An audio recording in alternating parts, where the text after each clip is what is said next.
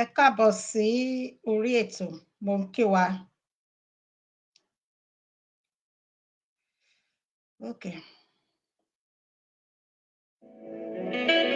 Bánjí ilẹ̀ Ọlágúnjú, happy birthday wo ni wá tutù tó yàtọ̀. Ìgbà ọdún kan ni o, mo kí ọ, happy birthday ẹni rere. Àmì àṣẹ ni ó máa ṣe torí ẹni yẹyẹlé. Rírọ̀ ní rádàbà lọ́rùn ìwọ ni mọ̀ nírà o. Pẹ̀sẹ̀ ní rọ́kókó látàlá, Bánjí Ọlágúnjú ìbádùn là ń bá nílé olóyìn o. Ọkọ Kọ́sọ́lá ò tó yàtọ̀, bàbá ẹni tán, dádì yìí wisdom, bàbá kọ́ńfẹ́nàtì bọ̀ ní mọ́sáré ọmọ o. Bánjí Atlanta Georgia l'Amẹ́ríkà, ìwà kéré òkòdélé láti ọlọ́run ọ̀tá. Apá ọyọ̀ ọlọ́jọ́ ìbí o, ìwọ lọ́lọ́dún ó máa yan báńdà o. Ó yá jẹ́ ìjọ ní gbèjègbèjọ́, ọmọ wọn lòdò ọ̀wá, odò ọ̀wá ọmọ onílé ọlá. Ọmọ awọ́rin tún ríran, ọmọ arójòjò yìí bẹ́yìn ni mò ń ké sí o. Ọmọ àlòkù lára, ọmọ onígbó máyàmáyà ṣù, ọmọ onígbó máyàmáyà tọ̀, ọmọ onígbó owó. Àbárajọjọ bí ewé yìí ga, ọmọ olówó tó yẹ méjì pọ̀, ọmọ arówó ogun kò ná, ọmọ onílé ọlá, ọmọ amúrù mẹ́fà yàn bọ̀bẹ̀ ló, ẹ̀ta kórí kége, èjì mú kúkúrú dò, èyí lá orí rìn ó dé kò rún jẹ. Ọmọ àsòkú bìrì lábẹ́dẹ́, ọmọ abìdí owó gbé ìlàjà ni wọ́n ń kéyìn nílé bàbá tó bí ọlọ́mọ. Bánjí Ọlágúnjú, ìràwọ̀ rẹ tó ń tọ̀kù ní ìwà ọkùn o. Ìwọ ò ní sí àyà Bánjí mo ní ìwọ ò ní ra máyè. Ẹni bá ní o máa ṣe tirẹ̀ ìbínú Ọlọ́run làtọrọ fún ọ. Tó rákàndá ni ó tí o ṣe ẹ̀ta lù. Àpáta pààrà o ilé ọkùnrin ogun o. Ìwà rírè ìparí mú. Lọ́lá Ọlọ́run ò ní wá ọtí láwùjọ olóríire. Ìjì oníjà gbogbo ọmọ dànù nínú aláboyún ayé òní ìparí rẹ lọ́wọ́ rẹ o. Fẹ́mi Owólabí MJ, bàbá olóyè púpọ̀ ló ní kí ọkọ ọdún. Ó ní kórí jẹ́ kó pẹ́ láyé. Adẹ́pẹ̀lẹ̀ ẹsẹ̀ ń tẹ́ ẹ̀ náà. Tinútinú láti súré kan kí wọ́n pẹ́ láyé o. Happy birthday to you, Mr. Bánjí Ọlágúnjú. Ìgbà ọdún kan ni. Àmín. Ẹ káàbọ̀ sí orí ètò. Ẹ jọ̀ọ́ ẹ máa bá mi pín. Mo rí wa bá ṣe ń wọlé. Ọmọ ọlọ́jọ́bí bàbá mi. Ẹ jẹ́ ká máa pín. Ẹ jẹ́ ká máa gbádùn orin yìí. Dádì Ọlánìpẹ̀kun Táíwò, ẹ kú àdúró tì mí gbogbo gbà. Mo appreciate yín gan ni. Ẹ jẹ́ ká máa pín.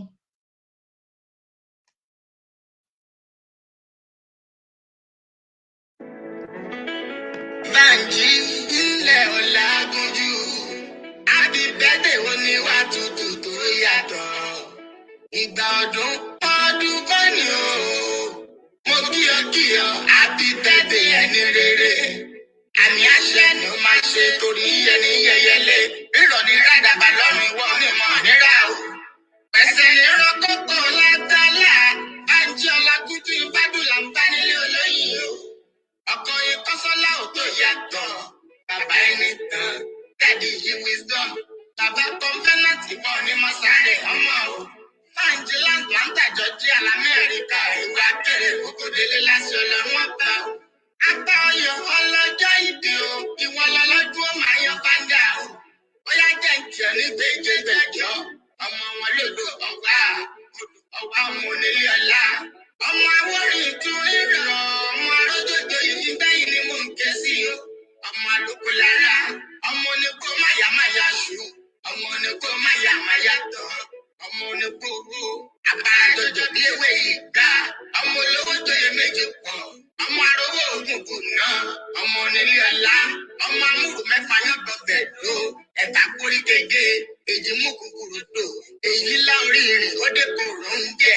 Ọmọ àsòkú bìrì lábẹ́dẹ́, ọmọ abìdí owó gbé ìlàjà ni wọ́n ń kéyìn nílé bàbá tó bí ọlọ́mọ. Bánjí Ọlágúnjú, ìràwọ̀ rẹ tó ń tọ̀kù ní ìwà ọkùn o. Ìwọ ò ní sí àyà Bánjí mo ní ìwọ ò ní ra máyè.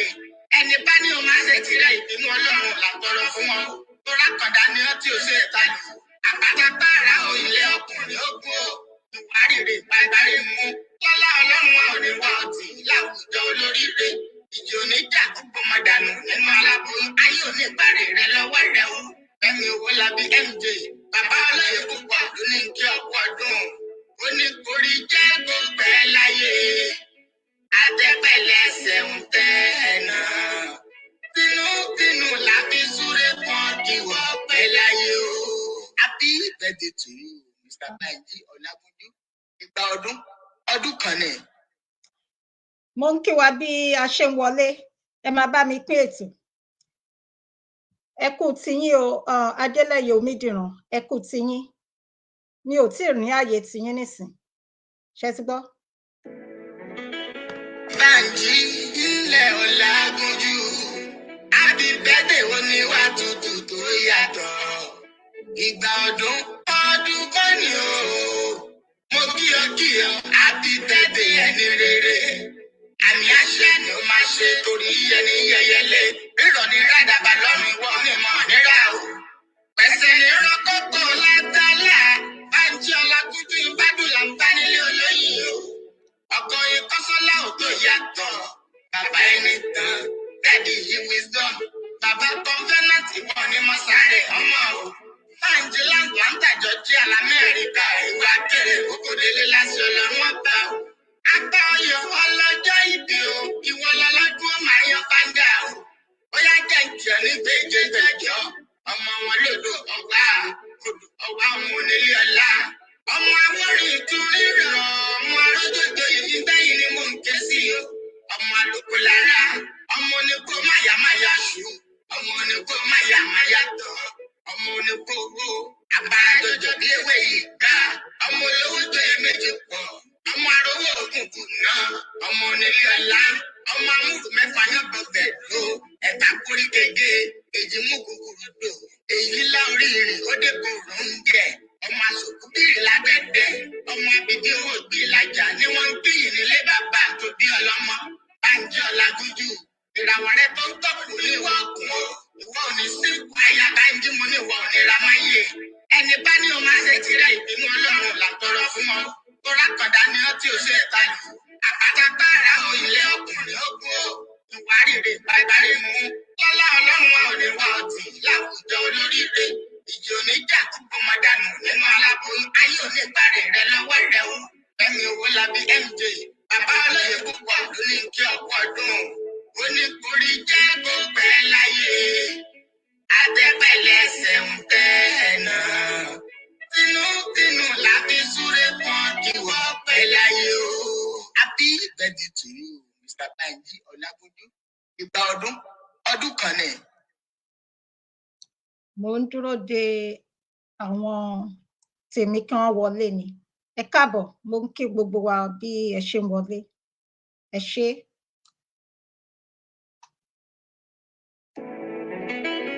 Banji ilẹ̀ Ọlágúnjú. Happy birthday oníwà tútù tó yàtọ̀. Ìgbà ọdún kan ni o. Mo kí ọ, happy birthday ẹni rere. Àmì àṣẹ ni ó máa ṣe torí ẹni yẹyẹlé. Rírọ̀ ní rádàbà lọ́rùn ìwọ mímọ́ nírà o. Pẹ̀sẹ̀ ní rọ́kọ̀kọ̀ látàlá. Banji Ọlágúnjú ìbádùn là ń bá nílé olóyìn o. Ọkọ Ìkọ́sọ́lá ò tó yàtọ̀. Bàbá ẹni tán. Daddy yí wisdom. Bàbá Covenant ìwọ ni mo sáré ọmọ o. Banji Atlanta Georgia l'Amẹ́ríkà. Ìwà kéré kókòdélé láti Ọlọ́run ọ̀tá o. Apá ọyọ ọlọ́jọ́ ìbí o. Ìwọ lọ́lọ́dún ó máa yan pàǹdà o. Ó yá jẹ̀ǹtì ọ̀ ní gbèjè gbẹ̀jọ́. Ọmọ wọn lòdò ọgbà ọmọ onílé ọlá. Ọmọ awórin tún rírọ̀. Ọmọ arójòjò yìí bẹ́yìn ni mò ń ké sí o. Ọmọ àlùkò lára. Ọmọ oníkó máyàmáyà ṣù. Ọmọ oníkó máyàmáyà tọ̀. Ọmọ oníkó owó. Àbáradọjọ bí ewé yìí ká. Ọmọ olówó tó yẹ méjì pọ̀. Ọmọ arówó òkùnkùn náà. Ọmọ onílé ọlá. Ọmọ amúlù mẹ́fà yàn bọ̀bẹ̀ ló. Ẹ̀ka kórí kége. Èjì mú kúkúrú dò. Èyí láorí rìn ó dé kòrò ń jẹ. Ọmọ àsòkú bíi lábẹ́dẹ̀. Ọmọ abìdí owó ìgbìlàjà ni wọ́n ń kíyìn nílé bàbá tó bí ọlọ́mọ. Banji Ọlágúnjú. Ìràwọ̀ rẹ tó ń tọ́kù ní ìwọ ọkùn o. Ìwọ ò ní sí àyà Banji mo ní ìwọ ò ní ra máyé. Ẹni bá ní o máa ṣe tirẹ̀ ìbínú Ọlọ́run làtọrọ fún ọ. Tó rákọ̀dá ni ó tí o ṣe ta lù. Àpátápá ara o ilé ọkùnrin ó kú o. Ìwà rírè bàbáre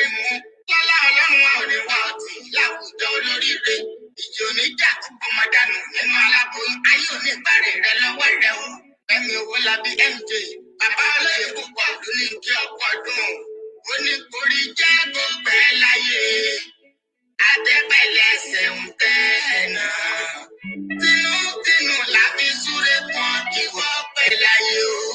Happy birthday to you Mr. Banji Ọlágúnjú ìgbà ọdún kan ni. Àmì àṣẹ Èdùmàrè. Mo gbádùn, mo really like orin yẹn gan ni. Ẹ jẹ́ ká gbọ́ lẹ́ẹ̀kan sí ká tó bẹ̀rẹ̀. Banji ilẹ̀ Ọlágúnjú happy birthday oníwà tútù tó yàtọ̀ ìgbà ọdún kan ni o. Mo kí ọ happy birthday ẹni rere àmì àṣẹ ni ó máa ṣe torí ẹni yẹyẹlé rírọ̀ ní rádàbà lọ́rùn ìwọ mímọ́ nírà o. Pẹ̀sẹ̀ ní rọ́kọ̀kọ̀ látàlá Banji Ọlágúnjú ìbádùlà ń bá nílé olóyìn o. Ọkọ yìí kọ́sọ́lá ò tó yàtọ̀ bàbá ẹni tán Daddy yìí wisdom bàbá kọ́ńfẹ́nàtì wọn ní mọ́sáré ọmọ o. Banji Atlanta Georgia l'Amẹ́ríkà ìwà kéré òkòdélé láṣẹ ọlọ́run ọ̀tá o. Apá ọyọ ọlọ́jọ́ ìbí o ìwọ lọ́lọ́dún ó máa yan pàǹdà o. Ó yá jẹ́ ìtìọ́ ní gbẹ́jọ́ ọmọ wọn lòdò ọ̀gá ọmọ onílé ọlá. Ọmọ awọ́rin ìtúrí rọ̀ ọmọ arójòjò yìí bẹ́yìn ni mò ń ké sí o. Ọmọ àlùkò lára ọmọ onígbó máyàmáyà ṣù ọmọ onígbó máyàmáyà tọ̀ ọmọ onígbó owó àbárajọjọ bí ewé yìí ká ọmọ olówó tó yẹ méjì pọ̀ ọmọ arówó ogun kò ná ọmọ onílé ọlá ọmọ amúrù mẹ́fà yàn gbọ̀gbẹ̀ ló ẹ̀ka kórí gègé èjì mú kúkúrú lò èyí láorí rìn ó dé kúrò ń jẹ ọmọ àsòkúbìrì lágbẹ̀dẹ ọmọ abìdí owó ìgbìlajà ni wọ́n ń kéyìn nílé bàbá tó bí ọlọ́mọ Banji Ọlágúnjú ìràwọ̀ rẹ tó ń tọ̀ ní ìwà ọkùn o ìwọ ò ní sí ìpayà Banji mo ní ìwọ ò ní ra máyé ẹni bá ní o máa ṣe tirẹ̀ ìbínú Ọlọ́run làtọrọ fún ọ tó rákàndá ni ó tí ò ṣe ẹ̀ta lù àpáta táàrà ò ilé ọkùnrin ogun o ìwà rírì ìparí mú lọ́lá Ọlọ́run wa ò ní wá ọtí láwùjọ olóríire ìjì oníjà gbogbo mọ̀dànù nínú aláboyún ayé oníbàárẹ̀ rẹ lọ́wọ́ rẹ o Fẹ́mi Owólabí MJ bàbá olóyè púpọ̀ ló ní kí ọkọ̀ dùn ó ní kórí jẹ́ kó pẹ́ láyé adẹ́pẹ̀lẹ́sẹ̀ ń tẹ́ ẹ̀ náà tinútinú la fi súré kan kí wọ́n pẹ́ láyé o. Happy birthday to you Mr. Banji Ọlágúnjú ìgbà ọdún kan ni. Àmín. Ẹ káàbọ̀ sí orí ètò. Ṣé ń gbọ́ mi ẹ jọ̀ọ́, ṣé ń gbọ́? Ok, mo ń kí wa pé ẹ káàárọ̀, ẹ káàsán, ẹ káalẹ́ according to the time. Ẹ kú iṣẹ́, ẹ jẹ́ ká kọ́ lọ nínú àdúrà. A dúpẹ́ Olúwa Ọlọ́run alágbára jùlọ. A dúpẹ́ nítorí pé ẹ ṣeun, nítorí pé àánú yín dúró láéláé. A dúpẹ́ nítorí pé ẹ fi wá fún ìfẹ́ àwọn ọ̀tá, ẹ jẹ́ kí agbára àwọn ẹni bí kí ó ká wa. A dúpẹ́ fún gbogbo ogun rírí àti èyí tá ò rí tẹ̀ ń ṣe fún wa. Olúwa ẹ gbọ́ pé àtìyìn wa. A dúpẹ́ lórí ọmọ yín Dr. Mike Ọlá tí wọ́n ń ṣe ọjọ́ ìbí tí ẹ̀yin Ọlọ́run tẹ́ tún fi ọdún kún ọdún wọn. A dúpẹ́ lórí wọn o. Olúwa a wá fi wọ́n lé yín lọ́wọ́. Bí wọ́n ṣe bẹ̀rẹ̀ ọdún tuntun nínú ayé wọn, Olúwa ẹ bá wọn bẹ̀rẹ̀. Ibi gíga ní ayé wọn, wọn ò gbọdọ̀ jábọ́. Olúwa gbogbo ìpinnu rere tí ẹ̀yin Ọlọ́run tẹ́ ní sí ìránṣẹ́ yìí, ẹ mú wá sí ìmúṣẹ. Wọn ò gbọdọ̀ mọ ìkorò láyé. Wọn ò gbọdọ̀ rí dààmú lórí aya, lórí àwọn ọmọ wọn, lórí àwọn ẹbí àti ọ̀rẹ́ tó fẹ́ wọn fẹ́re. Wọn ò gbọdọ̀ rí wàhálà, wọn ò gbọdọ̀ rí dààmú. Ẹ máa kọ́ wọn mọ̀ ṣe. Ẹ jẹ́ kí wọ́n ṣe ọ̀pọ̀lọpọ̀ ọdún láyé. Májẹ̀mú àlàáfíà, májẹ̀mú ẹ̀mí gígùn kó ṣẹ sí wọn lórí, kó ṣẹ sí aya wọn lórí, kó ṣẹ sí àwọn ọmọ wọn lórí. Wàá fẹ́ bẹ̀rẹ̀ ètò, ẹ bá wa bẹ̀rẹ̀. Gbogbo àwọn olólùfẹ́ wa náà tí wọ́n wá ń bá wọn ṣe àjọyọ̀, gbogbo nǹkan ayọ̀ báyìí kí ó má ṣe wọ́n nínú ìdílé oníkálùkù wa. Olúwa gbogbo ògo ìyìn ọlá jẹ́ tiyín. Gbogbo àwọn ọmọ ọlọ́jọ́ bíi February àfi wọ́n lé yín lọ́wọ́. Ẹ jẹ́ kí gbogbo wọn ṣe ọ̀pọ̀lọpọ̀ ọdún láyé. Ẹ fi iná la ètò yìí kọjá, ẹ bá wa bẹ̀rẹ̀ ètò yìí. Ká láyọ̀, ká lè yìn lógo. Níkẹyìn ohun gbogbo, ògo ìyìn ọlá jẹ́ tiyín. Jésù agbára wa.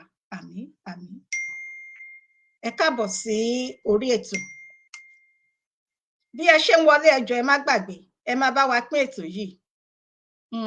Ẹ má bá wa pín. Ó ṣe pàtàkì, ó ṣe kókó. Ọmọ ìyá mi ló ń ṣe ọjọ́ ìbí lẹ́ni.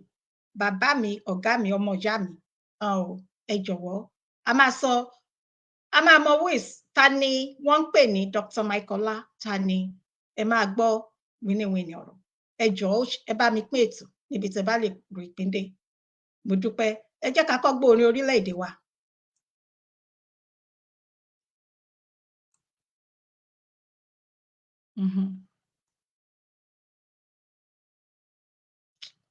Ó ti pẹ́ tí mo ti lo studio mi ni ó ti pẹ́ tí n ti lò. So ẹ jọ̀ọ́ ẹ má bínú sí mi, mò ń wá orin orílẹ̀-èdè wa tí n fẹ́ play ni o. National anthem, Yoruba national anthem.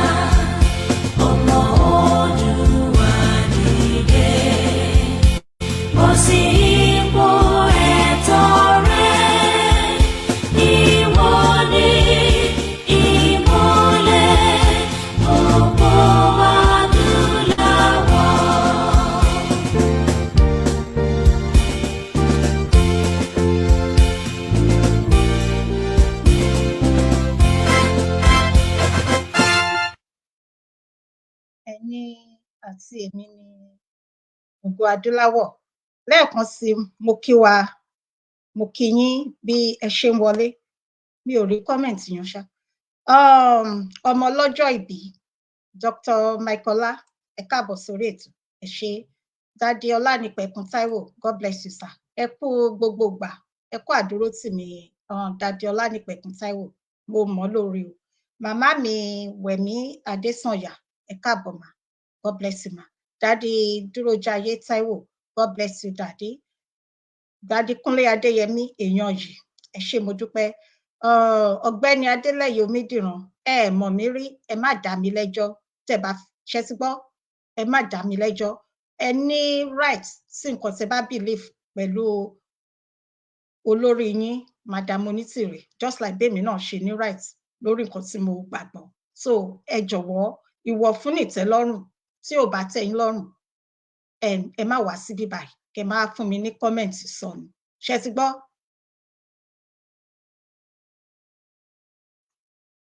Ìyálájé ọ̀pọ̀lọpọ̀ ẹ̀yin àbòsídìran gbogbo ẹ̀wọ̀n àti ẹ̀yin náà, ṣẹ́rí mi ò ní dá yín lóhùn.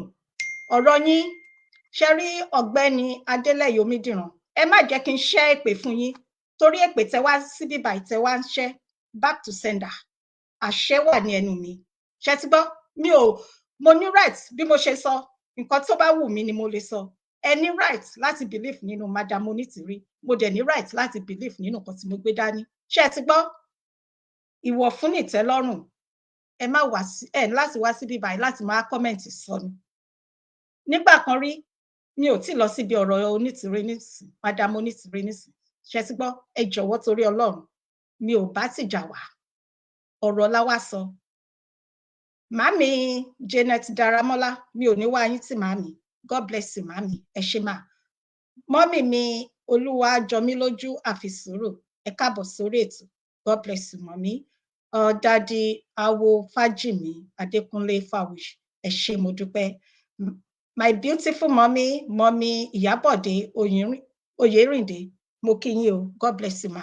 Mọ́mí Rebecca Olúwabùnmi Ọ̀jẹ́dòkun, ẹ ṣé mo dúpẹ́, God bless you. Bẹ́ ṣe wọlé, ẹ máa bá mi pín, ẹ máa bá mi like, kẹ máa bá mi love. Ṣé ti gbọ́? Torí àwọn oníkọ́mẹ̀ntì sọnù báwọn yìí náà, a lè ṣe ká má ríru wọn tì. Bẹ́ẹ̀ ni, ní àkọ́kọ́ ká tó bẹ̀rẹ̀, èní ni ọjọ́ ìbí, máa ń pè wọ́n ní ọ̀gá mi. Ìdí tí n ṣe máa ń pè wọ́n ní ọ̀gá mi ni pé mo bá wọn nínú iṣẹ́ sọ̀rọ̀sọ̀rọ̀. Àwọn ti bẹ̀rẹ̀ kí n tiẹ̀ tó lálàá pé màá máa ṣe nǹkan tí mò ń ṣe. Òun ni bàbá mi máa ń believe pé ní ilẹ̀ Yorùbá, bí ẹ̀yin àti èmi ṣe mọ̀ pé gbogbo ọkùnrin, dádì mi Kúnlé Adéyẹmí, mo dúpẹ́ lọ́wọ́ yín, ẹ ṣé gan ikú gbogbo gbàsà. Gbogbo ọkùnrin lèmi máa ń pè ní bàbá, nítorí pé ní ilẹ̀ Yorùbá, ọkùnrin bàbá wa ni wọ́n jẹ́. Wọ́n dàgbà, wọ́n kéré, bàbá wa ni wọ́n jẹ́. Nítorí pé àwọn ni Ọlọ́run kọ́ dá kó tó dá àwọn obìnrin. So, mo máa ń fi ọ̀wọ̀ fún gbogbo àwọn ọkùnrin. Mo wá máa ń pè wọ́n ní ọmọ ìyá mi. Ẹ máa gbọ́ gbogbo ẹ̀ lénìí. Ẹ jẹ́ kí n kọ́ ka nínú ìwé orin Dáfídì, orí 90, ẹsẹ̀ 12. Orin Dáfídì chapter 90 verse 12. Ó ní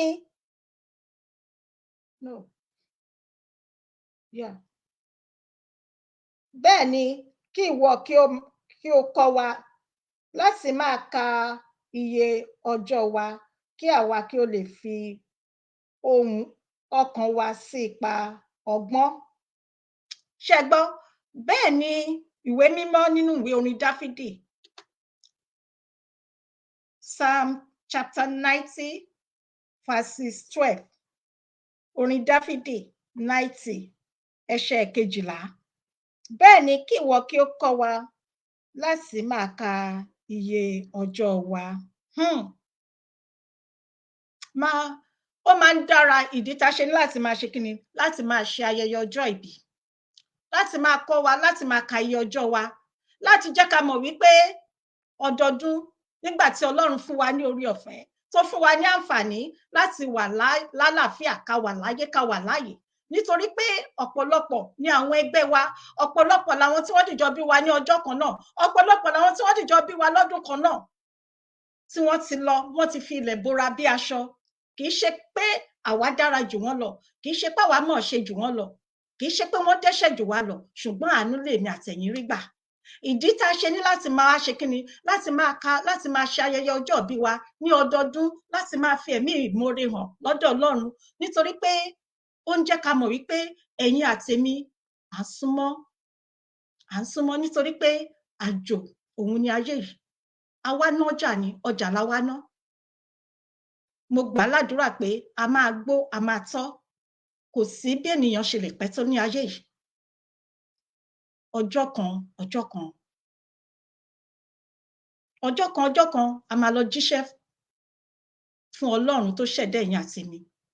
Irú iṣẹ́ wo lẹ̀yin fẹ́ lọ jẹ́? Ìdí nìyí tá a ṣe ní láti máa ṣe ayẹyẹ ọjọ́ ìbí wa, láti máa fi ẹ̀mí ìmoore wa hàn, láti máa dúpẹ́ lọ́dọ̀ Ọlọ́run. Kó máa fún wa ní ọgbọ́n, kó máa fún wa ní òye, kó máa kọ́ wa mọ̀ ṣe. Nítorí pé ọlọ́jọ́ ń kọjọ́. So ní àkókò yìí, mo wá ń kí Dr. Mike Ọlá, bàbá mi, ọ̀gá mi, ọmọ ìyá mi, pé ẹ kú ayẹyẹ ọjọ́ ìbí. Ẹ̀mí yín á ṣe púpọ̀ ọdún láyé ní orúkọ Jésù Kristi, nínú àlàáfíà ara àti ẹ̀mí gígùn. Májẹ̀mú àlàáfíà, májẹ̀mú ẹ̀mí gígùn, ó máa ṣẹ sí yín lórí. Ẹ ò ní mọ̀korò lórí aya, ẹ ní mọ̀korò lórí kankan náà ọmọ yín. Àwọn ọmọ yín máa yàn, wọ́n máa yanjú. Ìbẹ̀rẹ̀ àwọn ọmọlẹ́mọ ẹ̀ ní mọ̀ òpin wọn lágbára Ọlọ́run. Ẹni òkè ní ẹ̀ ní jábọ́ lórúkọ Jésù. Ẹni bá fẹ́ kẹ́ jábọ́, wọ́n máa jábọ́, wọn ò ní gbúrò wọn mọ́. Ibi gíga láyé yín, ibi gíga tẹ́ ti dé, ọ̀run kò ní jẹ́ kẹ́ jábọ́, ẹ tún máa ga jù bẹ́ẹ̀ lọ. Ẹ máa ṣe rere láyé. Arákùnrin tá à ń pè ní Dr. Mike Ọlá, wọ́n jẹ́ èèyàn mi, Màámi Jẹ́nà Dáramọ́lá, inú mi dùn sí ẹ darapọ̀ mọ́ mi tẹ́tí tí mo send kìnìyàn sí yín. Ẹ máa bá mi pè wọlé ẹjọ́ ẹ̀yin èèyàn tẹ́ bá wà níbí báyìí. Ẹ máa bá mi pè wọlé torí pé ọjọ́ èní yìí ọjọ́ ayọ̀ mi ni. Ìdí tí mo fi sọ bẹ́ẹ̀ ni wípé Dr. Michaela, èmi àti wọn àrí ara wa rí báyìí. Àrí ara wa rí. Ìrìn àjò Yorùbá Nation òun ló jẹ́ kémi àti Dr. Michaela pàdé. Ètò tí mò ń ṣe òun ló jẹ́ kémi àti Dr. Michaela pàdé. Mo bẹ̀rẹ̀ ètò ní ọdún tí ó kọjá. Bàbá ọmọ onílù Òfẹ́útú wọ́n bá mi pín ètò sí ọ̀dọ̀ Dr. Michaela. Àtìgbà náà story lèyí tó kù. Dr. Michaela, ibi tẹ́mi àti wọ́n ń gbé ó jìnnà síra. Ṣùgbọ́n ohun tí màá ṣe fún ọmọ ìyá mi tí ìyá kan àti bàbá kan náà dìjọ bí wa, màá ṣe fún wọn. Mi ò ní think twice, mi ò ní bojú ẹ̀yìn. Dr. Michaela, wọ́n ti bá ọkọ mi sọ̀rọ̀, wọ́n bá ọmọ mi sọ̀rọ̀. Èmi náà bá ìyàwó Dr. Michaela sọ̀rọ̀, mo bá àwọn ọmọ wọn sọ̀rọ̀. Bí ẹbí ni èmi àti wọn. Àwọn kan wà tá a pàdé nínú ìrìn àjò Yorùbá Nation yìí tó jẹ́ pé a máa mọ́ra délé ni bá ṣe Èdùmàrè. Dr. Michaela jẹ́ kan nínú wọn. Fún èmi Olúfúnkẹ́ Ìyálájé láti máa sọ pé ọmọ ìyá mi ni, ó deep. Aláfẹ̀yìntì, alábàárò, atógbójúlé, even though ẹ má ṣe mí gbọ́ lẹ́yìn Ọlọ́run, ṣùgbọ́n Ọlọ́run á máa pín àwọn kan sínú ayé èèyàn.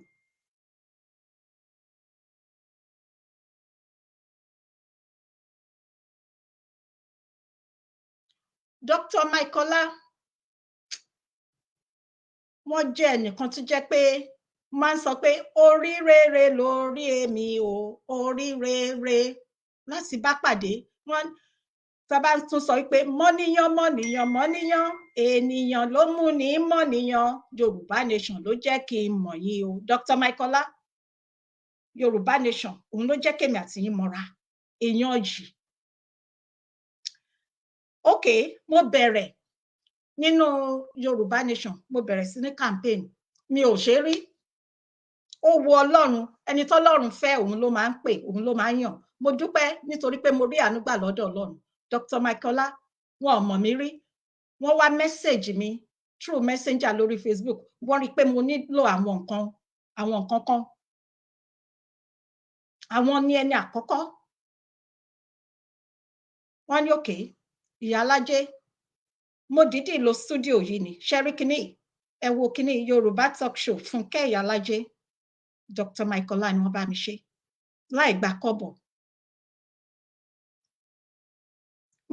Mi ò sọ pé kí wọ́n bá mi ṣe láì gba kọ́bọ̀.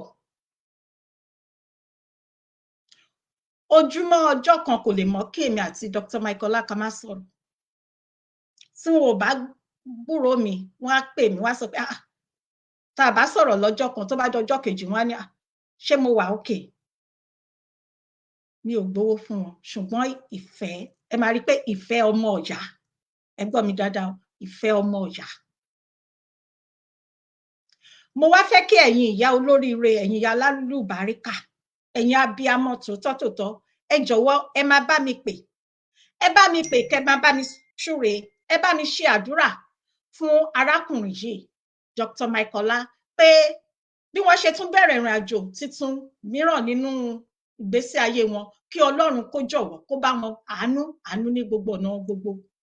Ibi gíga ní ayé wọn, kọ́lọ́run kó jọ̀ kó mú wọn débẹ̀ ní kíákíá. Wọn ò ní ṣubú dànù, wọn ò ní sunkún lórí aya, wọn ò ní sunkún lórí ọmọ. Gbogbo nǹkan tí wọ́n dẹ̀ ń ṣe, wọn ò ní fi aya ṣe, wọn ò ní fi ọmọ ṣe, wọn ò àwa ní wá wọn not. Ẹ jọ̀wọ́ tìtorí Ọlọ́run, ẹ bá mi pè wọlé. Eléyìí program tèmi ó máa yàtọ̀ díẹ̀. Ká ṣètò wá yà lọ sí apálá kejì. Ṣùgbọ́n eléyìí ẹ bá mi pè wọlé, ẹ jọ̀wọ́, ẹ jẹ́ ká ṣàdúrà fún wọn.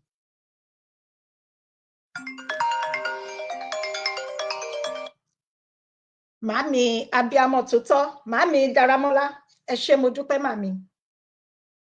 Ẹ káàbọ̀ mà.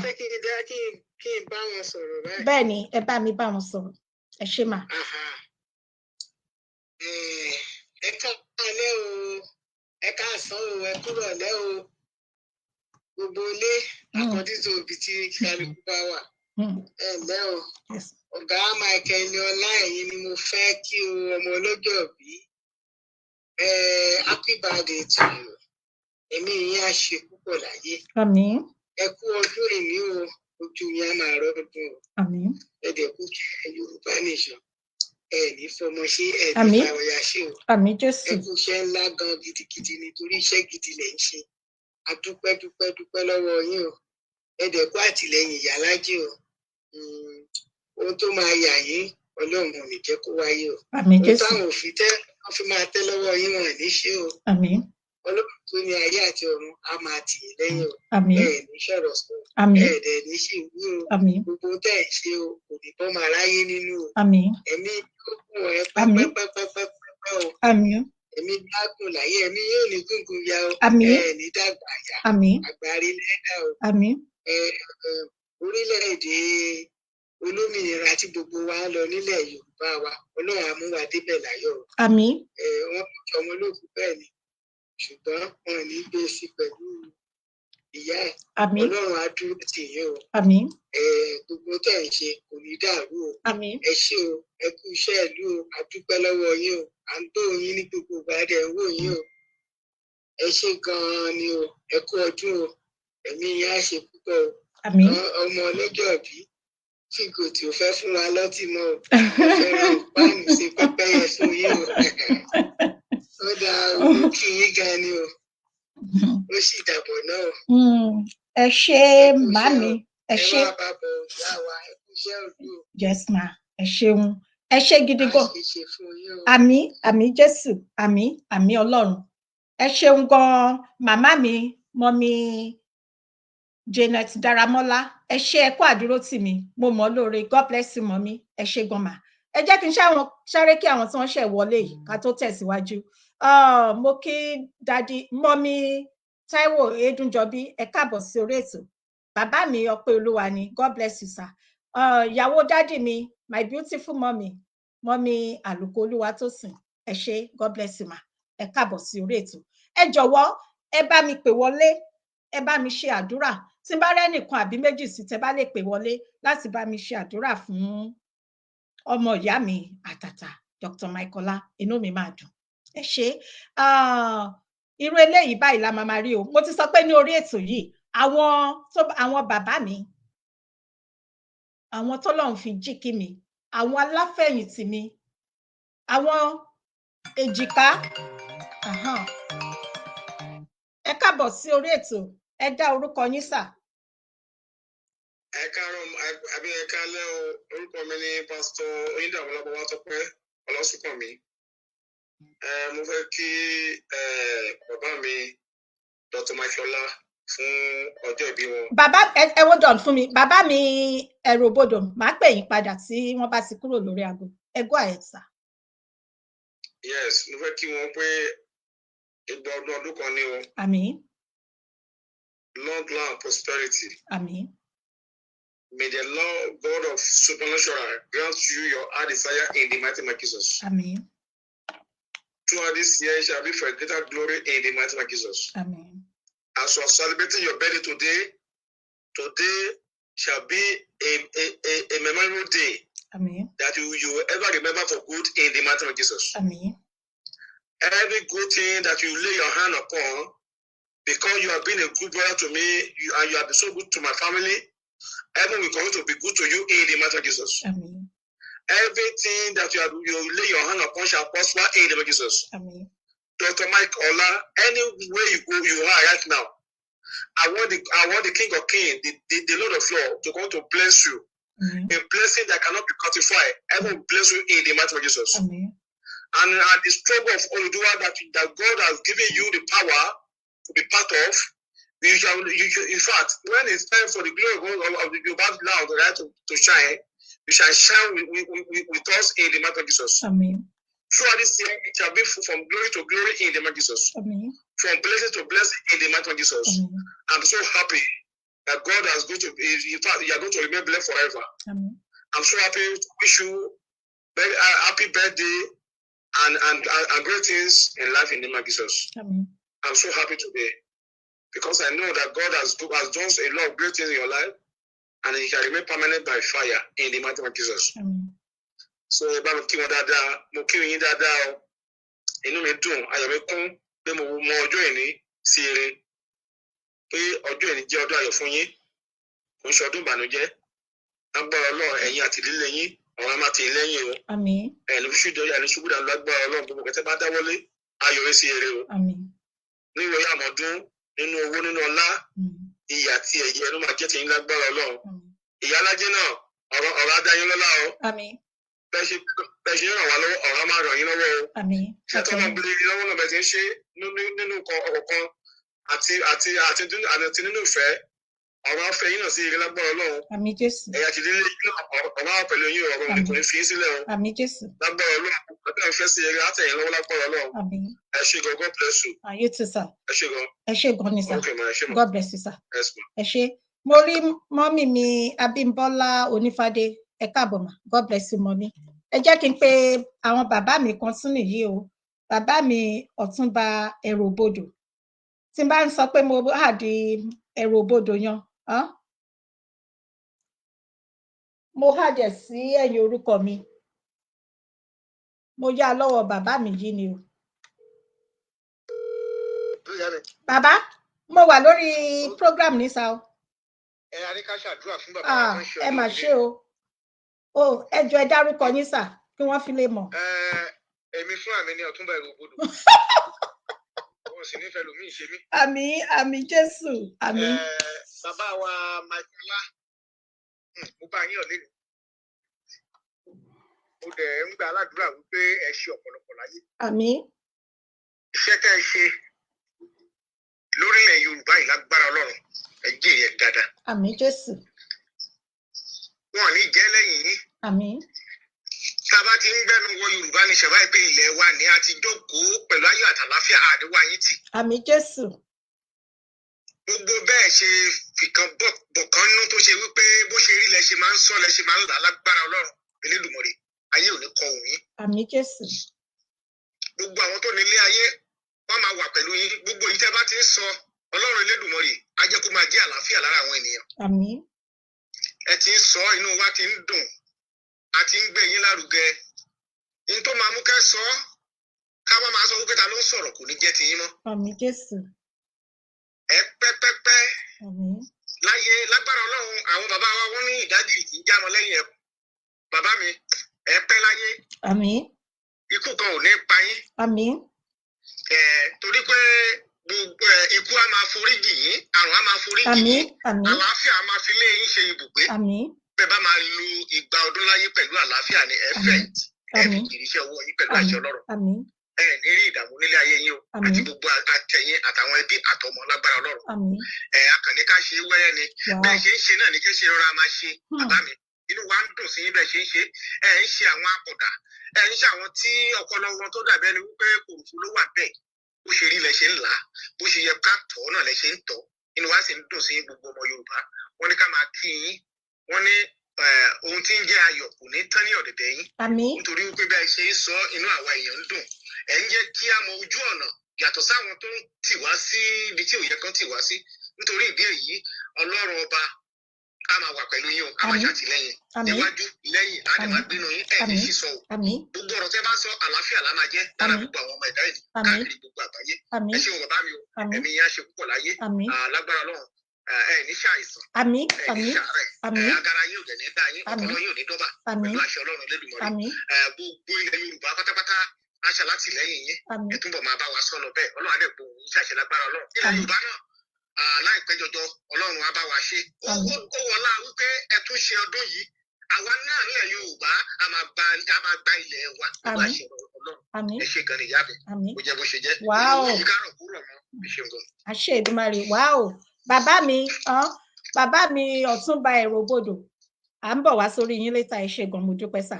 Ẹ jẹ́ kí n sáré káwọn tí wọ́n ṣẹ̀ wọlé yìí, mo máa bọ́ sórí yín létà. Mo kí ọ̀gá mi, bàbá mi ọ̀gá Koiki Media, ẹ káàbọ̀ sà, ẹ ṣé mo dúpẹ́ o, God bless you sà, ẹ ṣé gan.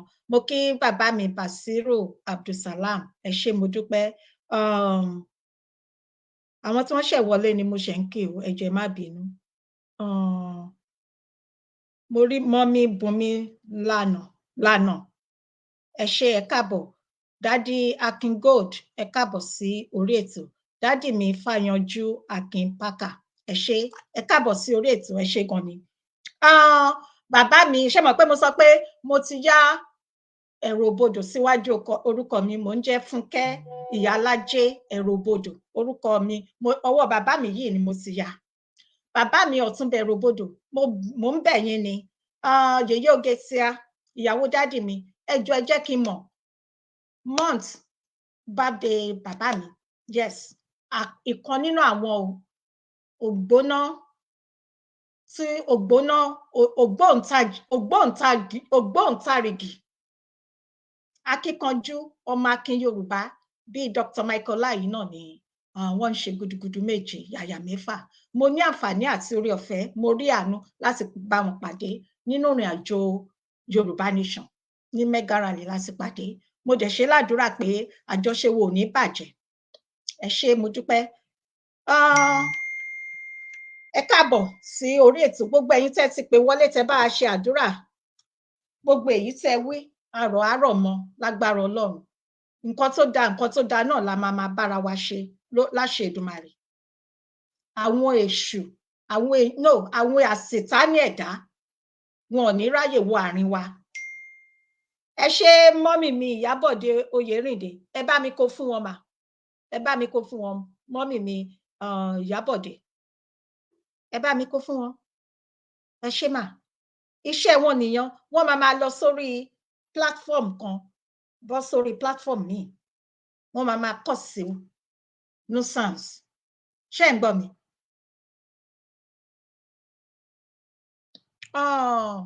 Ẹ káàbọ̀ Dádì Ọlábélò. Kí ni wọ́n máa sọ nípa tẹ̀yin? Kí ni wọ́n máa sọ nípa tèmi? Ṣé wọ́n máa pè yín ní dagboru ni? Àbí ẹ̀ ń tún nǹkan ṣe? Ṣé olójú àánú ni? Wọ́n ní orúkọ rere ó sàn ju wúrà àti fàdákà lọ.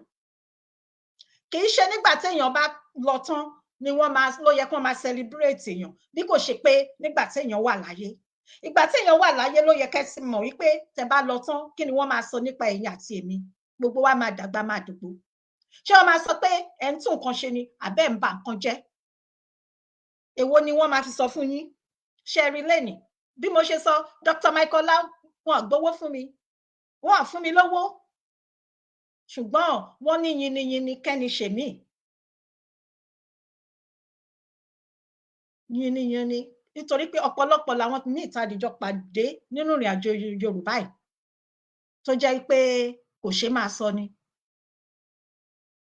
Kò ṣe máa sọ. Ẹlòmíì, ẹ máa sọ pé, ọjọ́ tí mo bá lágbájá báyìí pàdé, mo fi ọjọ́ náà bù. Ṣùgbọ́n mo dúpẹ́ lọ́dọ̀ Ọlọ́run pé Ọlọ́run ò ṣe ti Dr. Michael lábẹ́. Èmi máa ń dúpẹ́ lọ́dọ̀ Ọlọ́run ní gbogbo ìgbà ni pé ọjọ́ tí mo pàdé Dr. Michael, mo dúpẹ́ lọ́dọ̀ Ọlọ́run fún ọjọ́ náà. Torí pé wọn ò sí nídìí ìbàjẹ́. Bó ṣe máa da, wọn kì í ṣe onílara, wọn kì í ṣe ọlọ́tẹ̀ ènìyàn. No. Daddy Marcel Babatope, Mommy Ìyábọ̀dé Oyèrìndé, no, wọn kì í, kò rí bẹ́ẹ̀ sà, kò rí bẹ́ẹ̀ sà. Mommy Ìyábọ̀dé Oyèrìndé tiwa ni, ṣọ́rọ̀ mi yé yín.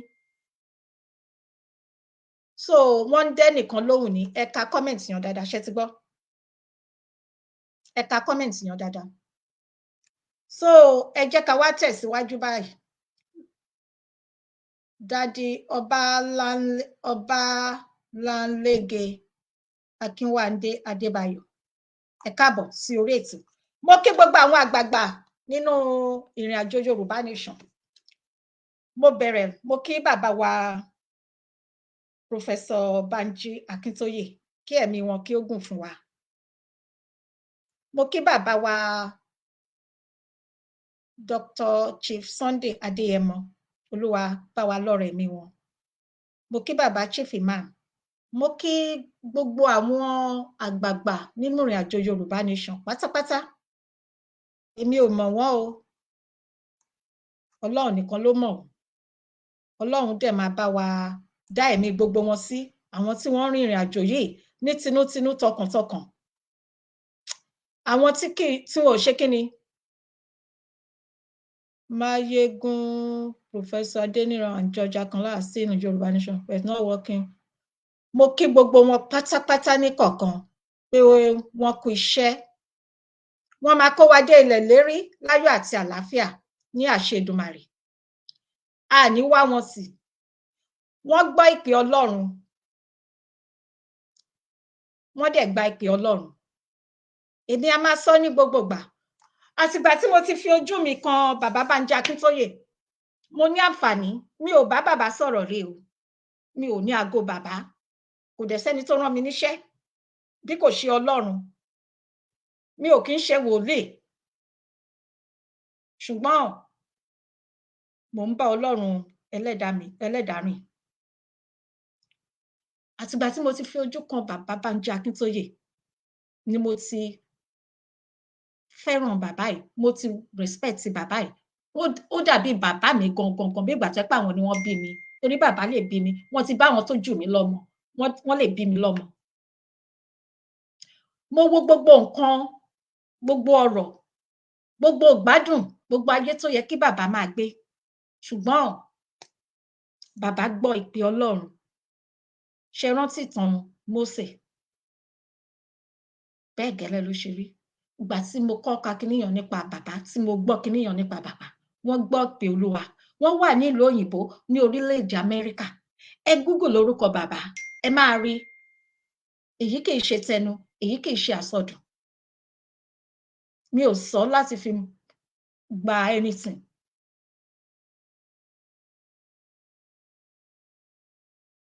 Àtìgbà yẹn mo wá ní wàá. Torí pé bàbá tèmi ò lè ṣe nǹkan tí bàbá ṣe. Bàbá tèmi ò lè ṣe. Bàbá oníbàbá, wọ́n dẹ̀ gbọ́ ìpè Olúwa, wọ́n dẹ̀ lọ. Ìyẹn lọ bẹ́ẹ̀. Bàbá yìí, àtìgbà tí wọ́n ti ń kan bàbá mọ́ àgbélébù, kò sí ẹni tó gbá ọ̀rọ̀ ìbínú lẹ́nu bàbá lẹ́ẹ̀kan rí. Kò sí. Kí wọ́n wọ́n bú bàbá lọ́tùn lósì. Gbogbo àwọn tí bàbá lè bí lọ́mọ, gbogbo àwọn tó jẹ́ ọmọ fún bàbá. Bàbá, ẹ sọ fún mi, ǹjẹ́ bàbá ti jáde láti tako ẹnikẹ́ni? Ìtàn bàbá, ṣé mọ̀ pé orúkọ bàbá ń jẹ́ Stephanie nínú ìwé Bíbélì? Bẹ́ẹ̀ gẹ́lẹ́ ni ìwà bàbá yẹn ṣe rí. Fún mi ní ìwà pẹ̀lẹ́.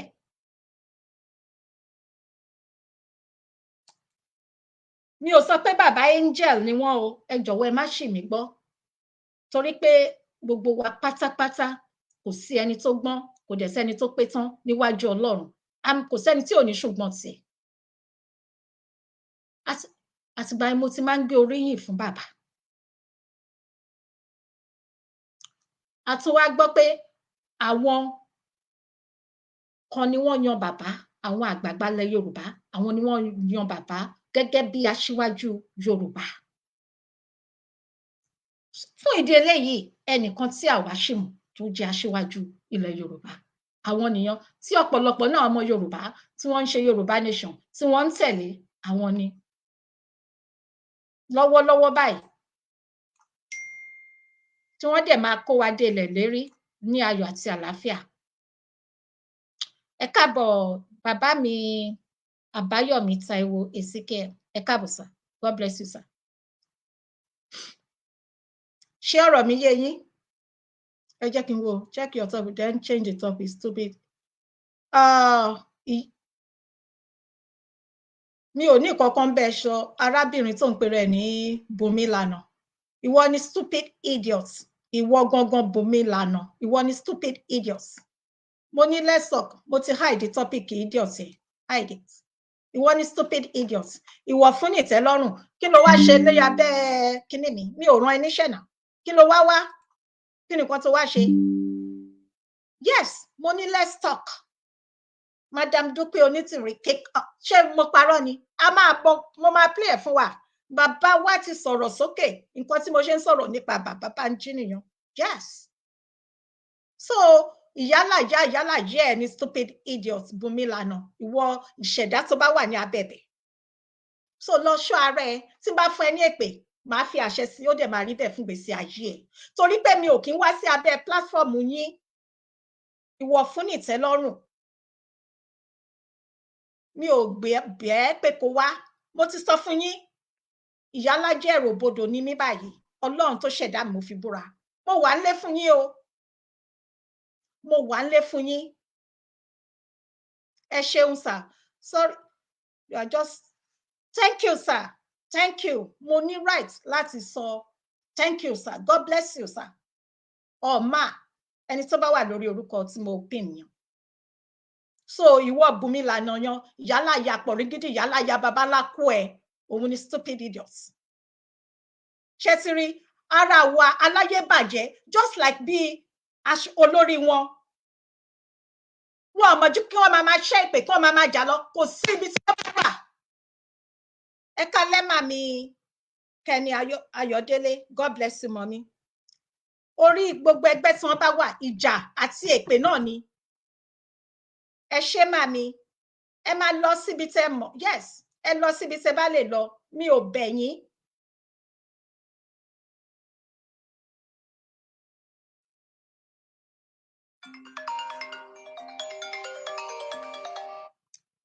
ẹ kálẹ́ o Dr. Maikola yes sir. Ẹ ṣeun gan mo dúpẹ́ lọ́wọ́ yín no ó wà òkè sá. Ọlọ́run apẹ́yìn náà lé Ọlọ́run wà pẹ̀lú yín nǹkan ayọ̀ lámàrí bára wa ṣe láṣẹ Èdùmàrè. Mo dẹ̀ fẹ́ kí gbogbo àwọn tó ṣàdúrà fún mi àti gbogbo àwọn tó ń sàmì náà nǹkan ayọ̀ rere òní ó máa ṣẹlẹ̀ lágbàlá gbogbo wa láṣẹ Èdùmàrè. Ẹnikẹ́ni nínú wa nífọ̀ agbọ́mọsìn láṣẹ Èdùmàrè. Gbogbo alámàdàgbà ká máa dógbò gbogbo bàbá ṣe wá dàgbà tó ànídàgbàyà ànídàgbà rédèrèdè lágbára Ọlọ́run àṣẹ Èdùmàrè. Mo kí pàtó Marcel bàbá Tọ́pẹ́ náà thank you so much bàbá mi Èròbodò mo kí yín o ìdọ̀bálẹ̀ mo wà o mo kí mọ́mí wa náà ìyá wa ó dà pé Ìyábọ̀dé lórúkọ wọn right. Mọ́mí mo kí wọn náà o. yes àti mọ́mí Dáramọ́lá yes àti mọ́mí Dáramọ́lá. mo kí gbogbo yín o gbogbo ẹ̀yin tẹ́ fẹ́ pè wọlé náà tí ayò sí mo dúpẹ́ lọ́wọ́ gbogbo yín mo mọ̀ lóore. Ìyá mi nǹkan tó jẹ́ sáré pè wọlé ni pé ṣe láwọn tó ń kọ̀kọ́ púpọ̀ tó sọ pé tó ń sọ yẹn ẹ jọ ẹ má focus sí wọn ẹ má dá wọn lóhùn ohun tí wọ́n ní kán máa ṣe làwọn ń ṣe yẹn ẹ má jẹ́ kán distract yín níwọ̀n bá gbà tẹ́ ẹ ti sọ fún wọn tí wọ́n fẹ́ gbọ́ tó dàbí pé ohun tó wá ṣe nìyẹn ẹ lè ṣe wọ́n lórí ọ̀fẹ́ kan àǹfààní kan wà tẹ́ lè ṣe fún wọn tẹ́ bá gbọ́ wọlé kọ́mẹ̀ntì wọn ẹ kàn rọra fi kálé ó máa gbé jáde á fún yín ní option ẹ lè delete ẹ tó bá wù yín ẹ lè ban wọn ẹ lè block wọn so that wọn ní distract yín ó jẹ́ bí ohun tí mo ṣe fẹ́ sọ ẹ má jẹ́ ń disturb nǹkan tẹ́ fẹ́ ṣe but ẹ má focus on them iṣẹ́ tó fẹ́ ṣe gangan nìyẹn wọ́n fẹ́ jẹ́ kẹ́ lose focus lórí nǹkan tẹ́ fẹ́ ṣe so nǹkan tí mo ní kí n kàn sọ nìyẹn. ẹ ṣé nǹkan sir ẹ ṣé sir God bless you sir so ẹ jẹ́ ká wá tẹ̀síwájú ẹ ṣé bàbá mi a máa gbé èèyàn tì sí ẹ̀gbẹ́ kan bí mo ṣe ń kà níbi comment gbogbo wa la ní ẹ̀tọ́ a dẹ̀ ní àǹfààní sí nǹkan tá a bá gbàgbọ́ nǹkan tí mò ń sọ lọ ni wípé bàbá Bánjí Akíntóyè àwọn làwa ṣì mọ̀ gẹ́gẹ́ bí bàbá ẹ máa bá mi type gbòsà fún bàbá mo gbé gbòsà lẹ́ẹ̀méje 100 times ṣe mọ arákùnrin kan tí wọ́n ń pè ní King Yomi àwọn ojúlówó ọmọ Yorùbá nìyẹn àwọn tí wọ́n mọ ibi tí wọ́n ń lọ àwọn tí wọ́n dúró tán àwọn tí wọ́n ṣẹ̀rù bà wọ́n tẹ́ bá gbọ́ ṣẹ̀rù bà wọ́n àwọn ni wọ́n máa gbogbo wọ́n máa lọ káàkiri wọ́n máa ṣe ìpè láti máa intimidate àwọn ènìyàn kò jọ rárá tẹ́yìn wọ́n lẹ́yìn ọmọ òtítọ́ á sọ yín di òmìnira gbogbo wa yìí náà ní ìgbà kan rí mo máa ń sọ mo dẹ̀ máa ń tẹnu mọ́ ní ìgbà kan rí mo ti jẹ́ ọmọ lẹ́yìn Madam Onitiri bẹ́ẹ̀ ni mo sọ 2000 times ẹ ṣé màmí Ìyábọ̀dé Oyèrìndé mi ò ní wá yín sí mà 2000 times mo gba ọ̀tá ní orí ẹ̀ gbogbo ìgbà tá a fi lọ sí New York ní UN nígbà náà lọ́hùn bàbá mi Ọ̀túnbẹ̀ Ròbodò ẹ lè jẹ́lẹ́rìí mi ìyá mi yèyé oge tíátíá mọ́mí Àlùkòlúwa tó sìn ẹ lè jẹ́lẹ́rìí mi tá à ń fò tá à ń pariwo Onítìrí àbí akọ máma o sọ fún mi láti wá make U-turn láti máa sọ nǹkan tí mò ń sọ nísìn ẹ mọ̀ ipò deep bẹ́ẹ̀ ni mo sọ ẹ ṣé bàbá mi Ògúnjídé Saheed Ìṣọ̀lá gbòòsà bẹ́ẹ̀ ni bàbá o Olúwa dá bàbá sí fún wa bàbá Bánjí Akíntóyè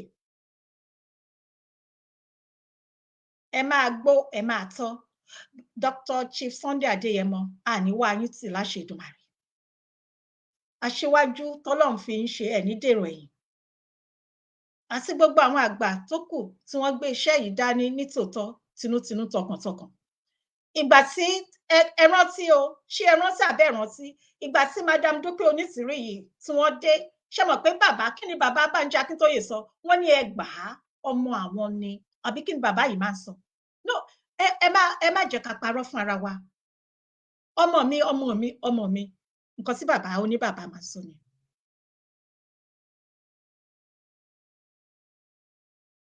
ṣé ọ̀rọ̀ mi yé yín so ìgbà tó wá yá Ọlọ́run má jẹ́ èmi o máa ń ṣe ládùúrà ni Ọlọ́run má jẹ́ kémi ó fi ojú olóore mi gbolẹ̀ ẹ̀yin ńkọ́ ó kára nǹkan tí mo ṣe celebrate Dr. Michael Lanley àná àwọn èèyàn yìí bẹ́ẹ̀ àwọn tí wọ́n bá dúró tì mí lẹ́yìn Ọlọ́run tí wọ́n tún dúró tì mí mo máa celebrate wọn ni bó ṣe yẹ kó rí nìyẹn nítorí pé Ọlọ́run gan ó máa ń fẹ́ kéèyàn more wọ́n ní tí ọmọdé bá dúpẹ́ orí àná á rí mi gbà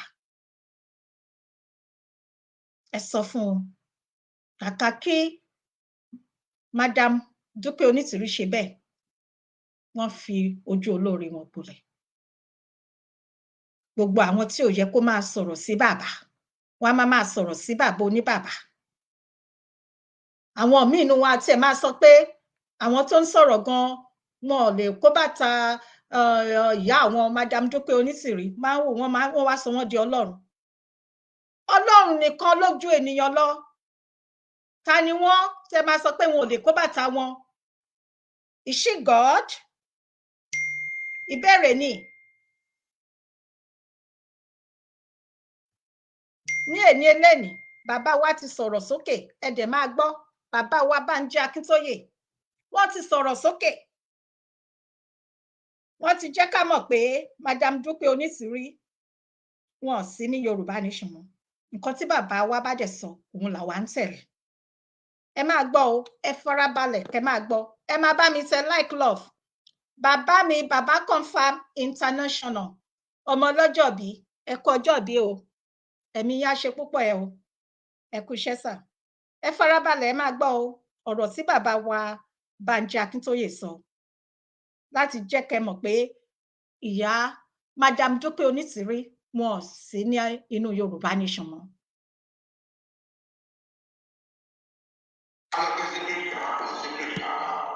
This young woman was sent to come and instruct her struggle, and she has done a lot of damage to the struggle. She has not totally disrupted it, but she has done a lot of damage to it. That's the truth of the matter.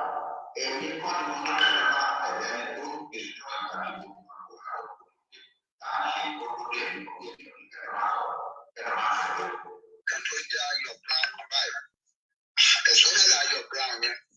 Ó sẹ́ẹ̀dì mẹ́sẹ̀jì kan sí Sunday nípa mi tó jẹ́ pé ọ̀sẹ̀ ìṣẹ́ Monday mẹ́jọ. Ìbò òun wà ní yàrá wọn báyìí tó ń sẹ́ẹ̀dì mẹ́sẹ̀jì sí ẹ.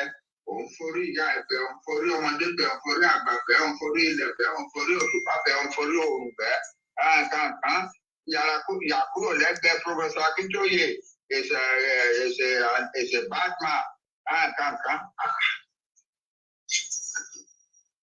Sunday rí mẹ́sẹ̀gì yẹn òru yẹn ló pè mí pé bàbá ẹ̀gbọ́n nǹkan tó gbèrè yìí sọ nípa yín kí ló ṣẹlẹ̀ kí ni nǹkan náà wọ́n ní mi ò mọ̀. ẹ má gbọ́ o Ẹ má gbọ́ o.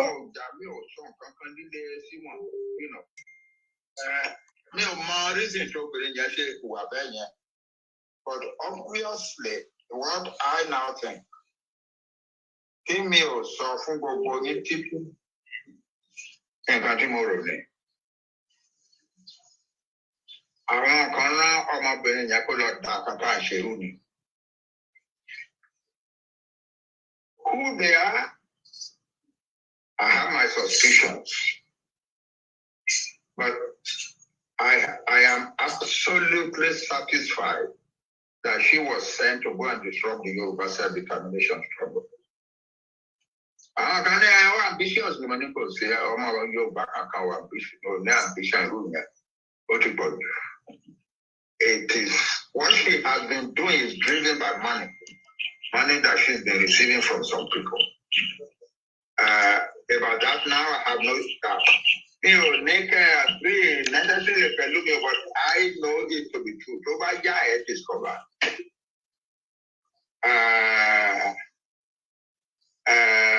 So, what I have done is to keep quiet about her. I don't talk about her. I don't criticize her. And she has done a lot of harm to the struggle. Professor Keneka Funyi by the any other person. As of November 2022, we were making a lot, we were recording a lot of success in the international arena. And we were reasonably sure probably December. So for a year we were Nigeria. And I'm sure we could have there will be at least 1 or 2 countries in the world. So I want support for it. In Nigeria, we are defending this because they have been peaceful,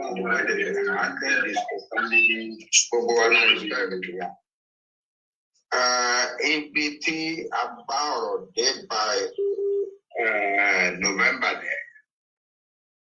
And that one more at the bank that him sign agreement. We pay Tabashibaya, one hour Shibai. Onitiri go. Only the declare Yoruba nation. Because of that is that I wanted to summer if you take this step, we will take the following step after you. But one so we pay. Are you sure that these your people, Yoruba people, can really run a unified country? Can you live like a unified people? Can share series of wonders, Lemares. It has been a tough battle. It has been a tough battle. Dispelling that kind of fear about us, fear about the Yoruba nation.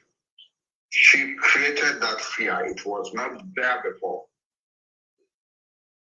And it is still there. Traces of it are still in existence.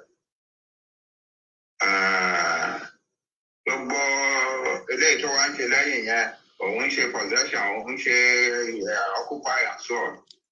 Just child's play to keep his courage up in the dark. She knows that she has caused a lot of damage to the struggle. She knows. And some of the people closest ones to her, you don't want your plan, you don't want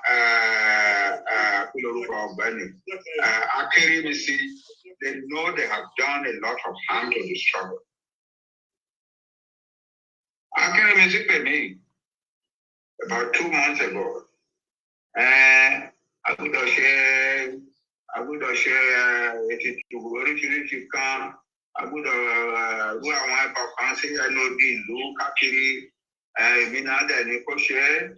Again, Kanka, on the WhatsApp. I'm afraid then it turn to, if things come to this point, why have you been destroying the work that I've been doing?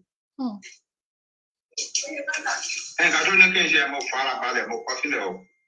It's a whole long thing. They all do look at Yoruba and so on.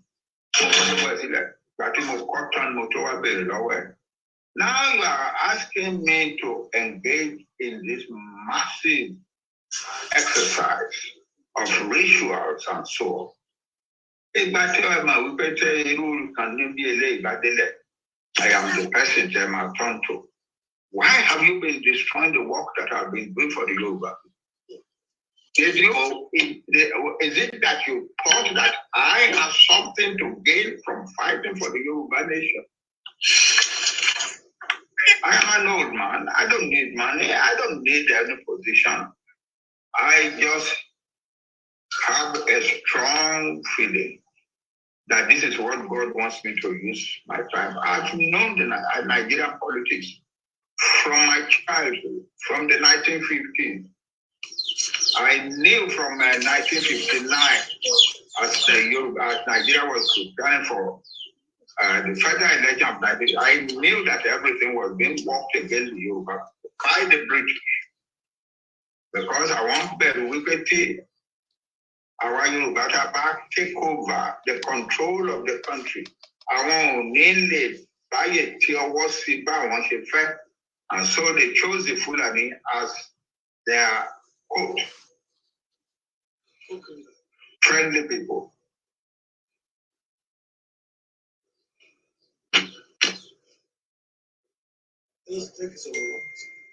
Pull the Yoruba back. Pull them down. Don't let them take control.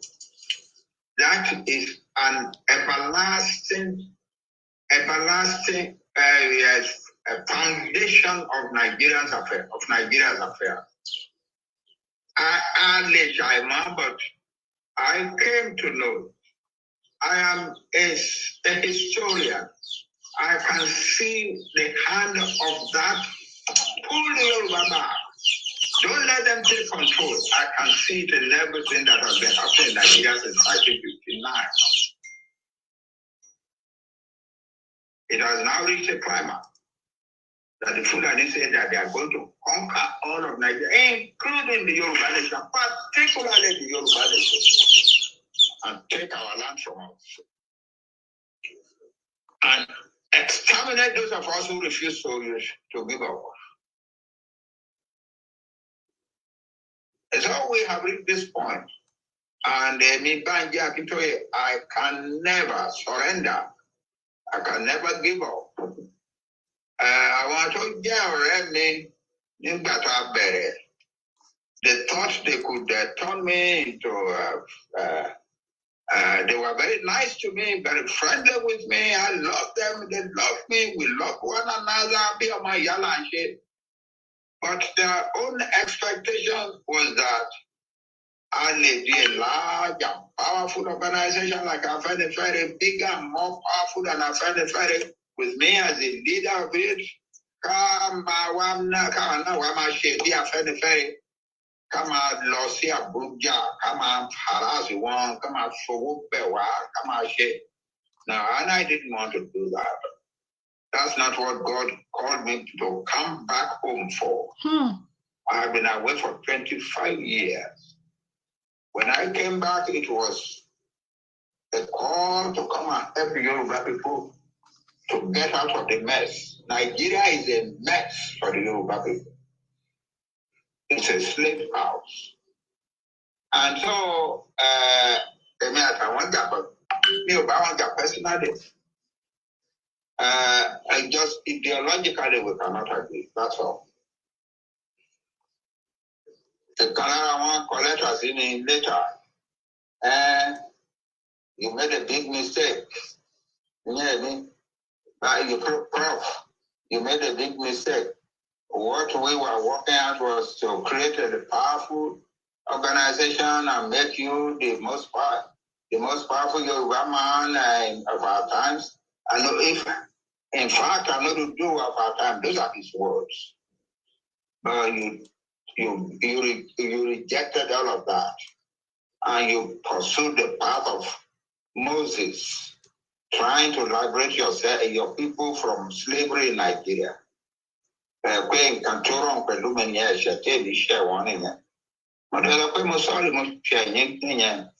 I could never have been your friend over that. So that's my situation. Anybody believe I never said that.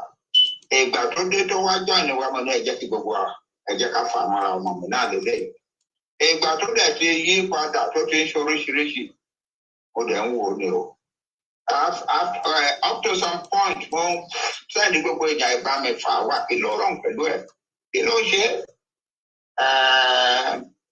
Mora, I want to my postuma,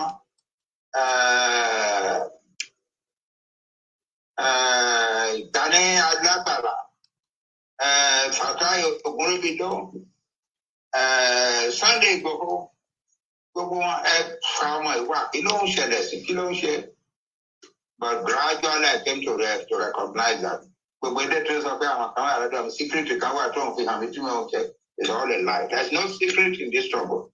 It's an open struggle. We Yoruba want to take ourselves peacefully and in a law-abiding manner out of Nigeria. That's no secret.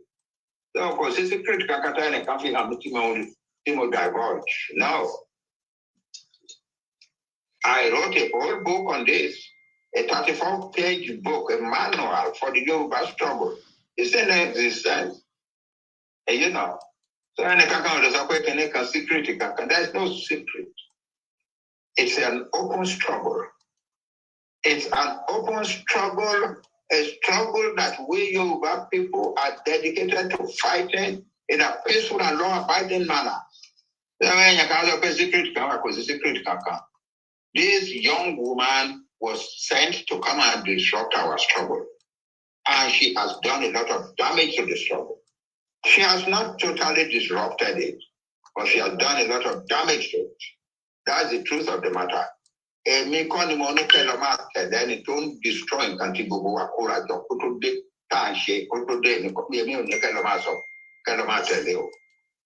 That's my answer. God bless you all. Thank you, sir. Thank you. Serious governments abroad. And they are beginning to be responsive to us again. Last November, we are getting the ground all over again. And she's still there, and they are still pointing at us there. You are South Korea, there are South Sudan, the mother. Time around so one, but no, Yoruba people are not like that, and so on. And gradually, people are believing that we are right, and that she represents an aberration. Yeah. It has been difficult for them to get the world to recognize that, but they are recognizing it now. That she represents a kind of thing that the Yoruba people have never been. Yoruba people don't destroy their nation's interests the way this woman is destroying the interests of our Yoruba people. That is not Yoruba. No. So that is it.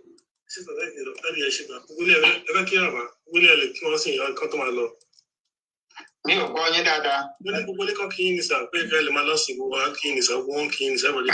Ọjọ́ yẹn ti dá ní ìdíkò ìjọba nígbà yẹn ṣe kí. Ẹ ṣe gbọ́dọ̀ ní dúró ní tí ìlú.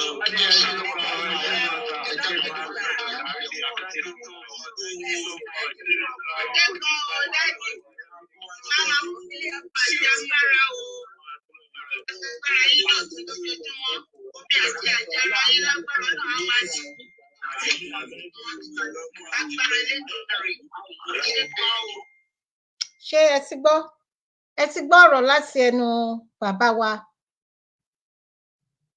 Professor Banji Akintoye?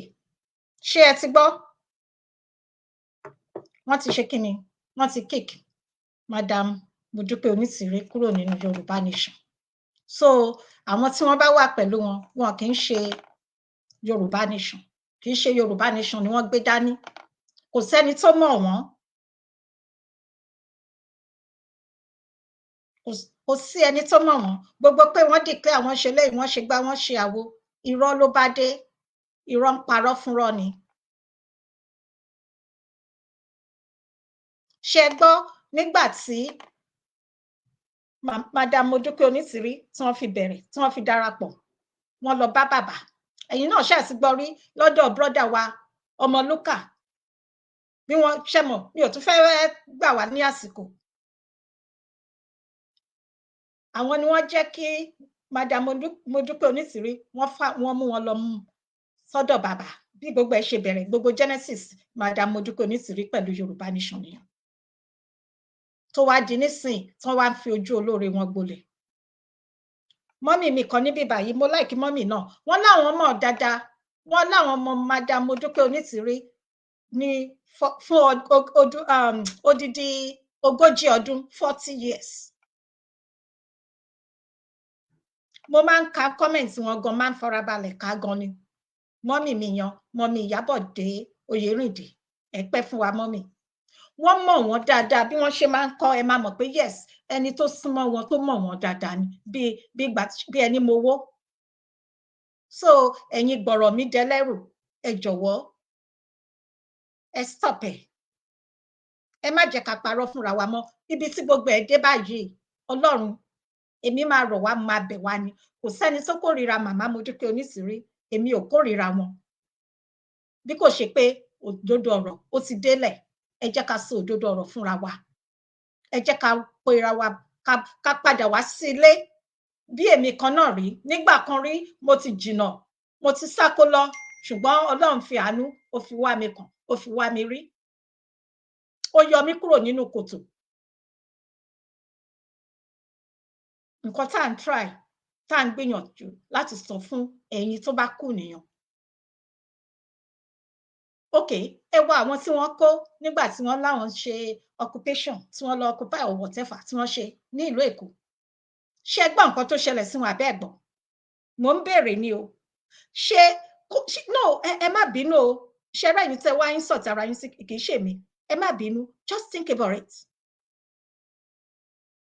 èwo lẹ tí get níbẹ̀ nǹkan tí ò tiẹ̀ yé mi tí n bá dá jókòó tí n bá rò èwo ni kò tí ì yé yín nínú gbogbo nǹkan tó wà nílẹ̀ ìgbà díẹ̀ báyìí kínkínní ló kù àsìkò díẹ̀ báyìí ló kù ìṣẹ́jú díẹ̀ kínkínní báyìí ló kù ẹ̀yin ẹ ò rí òtítọ́ á ṣe kínni á farahàn òtítọ́ ti ń farahàn ṣùgbọ́n síbẹ̀ mi ò dẹ̀ lè bú yín ṣẹ́rí àwọn kan wà tó yẹ pé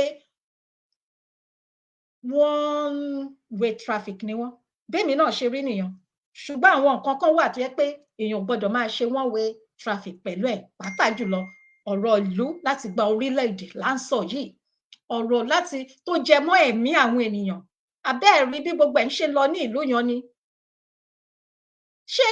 ṣé ẹ rí bó ṣe ń lọ tó bá jẹ́ pé tòótọ́ ni wọ́n ti gba orílẹ̀-èdè Yorùbá bí wọ́n ṣe sọ ṣé ó yẹ kí nǹkan báwọn yìí kó máa ṣẹlẹ̀ ní orílẹ̀-èdè ní ilẹ̀ Yorùbá tí wọ́n láwọn ti gbà no ẹ jẹ́ ká dìjọ jókòó ká dìjọ ronú dáadáa ẹ má jẹ́ ká parọ́ fún ara wa mọ́ ẹ jẹ́ ká lọ káàkiri ẹ sọ fún àwọn ọ̀rẹ́ yín ẹ ní kí wọ́n gbé kíni kí wọ́n gbé ìbẹ̀rù àti ọjọ́ kí wọ́n gbé kúrò lọ́kàn kí wọ́n gbé ìgboyà náà ni madam Modúpẹ́ Onítìrí ń lò láti máa bá gbogbo wa sọ̀rọ̀ bí wọ́n ṣe jẹ́ obìnrin lèmi náà jẹ́ obìnrin bí wọ́n ṣe jẹ́ obìnrin yan tẹ́lẹ̀tẹ́lẹ̀ lèmi náà ṣe kíni mo ṣe tẹ̀lé wọn lẹ́yìn mo ṣe gbàgbọ́ nínú ọ̀rọ̀ wọn tí wọ́n ń sọ pé yes obìnrin bí ọkùnrin àṣé òfúùtù fẹ̀tẹ̀ ló wà nídìí gbogbo ẹ̀ eléyìí kì í ṣe pé èèyàn ń lara eléyìí kì í ṣe pé èèyàn ń bínú eléyìí kì í ṣe pé obìnrin lọ tó obìnrin no bí kò ṣe pé òtítọ́ ọ̀rọ̀ bí ìsọkúsọ òtítọ́ ọ̀rọ̀ a máa kòrò òtítọ́ ọ̀rọ̀ ó dàbí ẹ̀gún ṣùgbọ́n èyí tó bá jẹ́ tẹ̀yin tó bá jẹ́ tèmi ẹ jẹ́ ká dìjọ gbé yẹ̀wò ẹ jẹ́ ká gbọ́rọ̀ yìí ká gbé yẹ̀wò ìdìbò ó kù ọjọ́ mélòó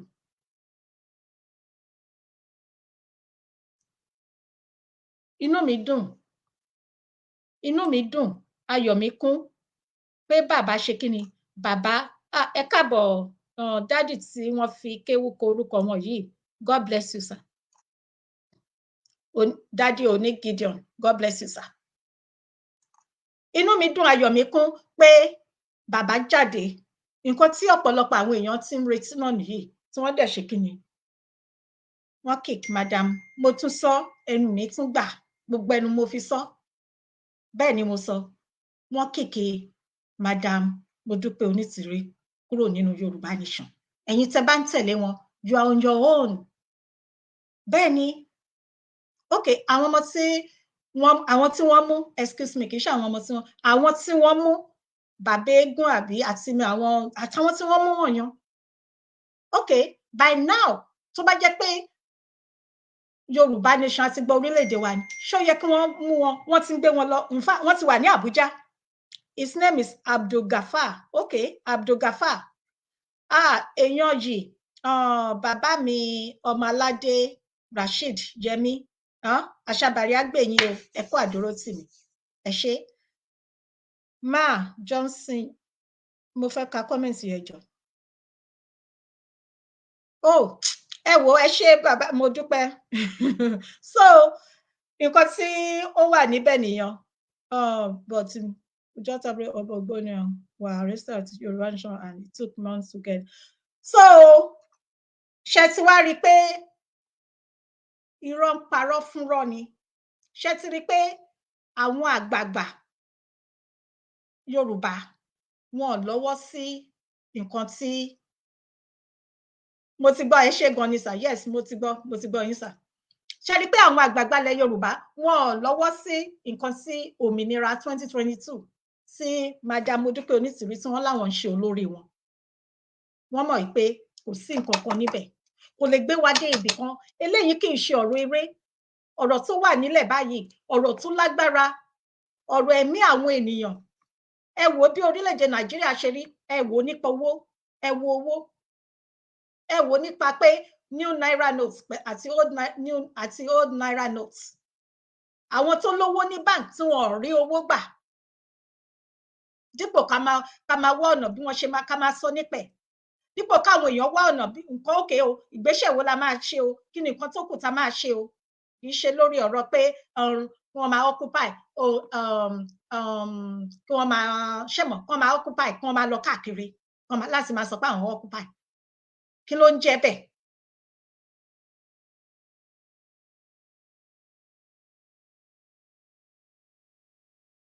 kí ni nǹkan tó ń jẹ́ bẹ́ẹ̀ tẹ́ bá ti occupy tẹ́ ti declare tẹ́ ti ṣe gbogbo ẹ̀ by now èyí tí wọ́n sọ pé kò sí owó nílùú yan now owó Yorùbá yan gangan ló yẹ ká máa ná báyìí òun ló yẹ kó máa ṣẹlẹ̀ ní orílẹ̀-èdè yan bàbá mi bàbá onílù òfẹ́ ó tú bàbá ẹjọ́ ẹ ṣé gidi gan ni sà ẹ káàbọ̀ sà mo kí yín sà mo fi orúkọ Ọlọ́run kí yín sà owó Yorùbá Nation owó orílẹ̀-èdè Yorùbá ló yẹ ká máa ná báyìí àbí ẹ̀rí bẹ́ẹ̀ ni so ìdí nìyí tá fi sọ pé nǹkan tó wà nílẹ̀ ó serious ọ̀rọ̀ tó wà nílẹ̀ ọ̀rọ̀ ìdìbò tó wà nílẹ̀ báyìí ẹ káàbọ̀ mọ́ mi Alhaja Idayas Muriana Fọlárin God bless you ma ọ̀rọ̀ tó wà nílẹ̀ yìí kì í ṣe ọ̀rọ̀ tá máa mú bí ìgbà téèyàn ń ṣe eré orí ìtàgé torí bí wọ́n ṣe ń ṣe bí eré orí ìtàgé ni eléyìí kì í ṣe eré orí ìtàgé mo dẹ̀ ti sọ rí ní ọ̀sẹ̀ tí ó kọjá no níjẹta mo sọ fún màmá Modúpẹ́ Onítìrí màmá kò tí ì late kò sí ẹni tó ń bá yín jà ẹ padà lọ sílé ẹ padà wá sílé ẹ padà lọ bá àwọn bàbá ò bínú sí yín òun ni wọ́n ti sọ síta yan ọmọ lẹ jẹ́ sí bàbá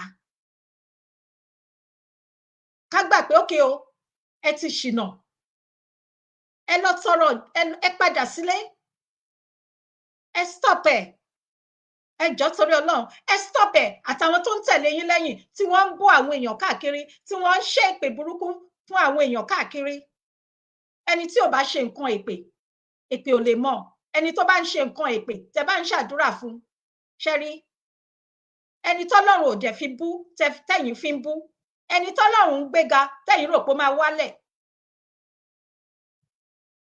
màmá Dupe Onitiri ẹ ṣe àtúnṣe, ẹ jáwọ́ nínú àpọ̀n tí kò yọ̀, ẹ lọ gbé omi lákaná. Eléyìí kì í ṣe àsìkò tó yẹ ká pín sí, ká pín àti already pín sí méjì. Nǹkan tá a ní ìdí kan nìyẹn, bí nǹkan tí bàbá sọ, bí wọ́n ṣe bẹ̀rẹ̀ Yorùbá nation kọ́ ni eléyìí. Ẹ jẹ́ kí ẹni tí Ọlọ́run gbé iṣẹ́ fún, ẹ jẹ́ kí wọ́n ṣe iṣẹ́ yìí dé ibi èrè. Bàbá yìí a máa ń sọ ní gbogbo ìgbà pé nígbà tí ọlọ́jọ́ bá dé, mo dẹ̀ gbà aládùúrà fún bàbá pé ẹ̀mí wọn á gbó, wọn á tọ́. Nígbà tí wọ́n bá rí bàbá Awólọ́wọ̀, àbọ̀wọ̀ ni wọ́n fẹ́ sọ fún bàbá. Ẹ jẹ́ kí bàbá yìí ṣiṣẹ́ wọn dé ibi èrè.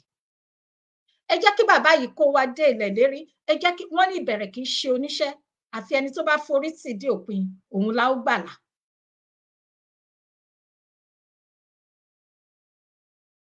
Okay, òun la ó gbàlà. So ẹ jọ̀wọ́ tìtorí Ọlọ́run, gbogbo kí wọ́n máa lọ sórí, mi ò fẹ́ dárúkọ ẹnikẹ́ni níbí báyìí. Bẹ́ẹ̀ ni mo ti rí kíní yín bàbá mi ṣe fi kéwu kọ orúkọ yíyan. Mo ka gbogbo kíní yàn bẹ́ẹ̀ tí mi ò fẹ́ dárúkọ wọn níbí báyìí. Ẹ ṣé gan sà.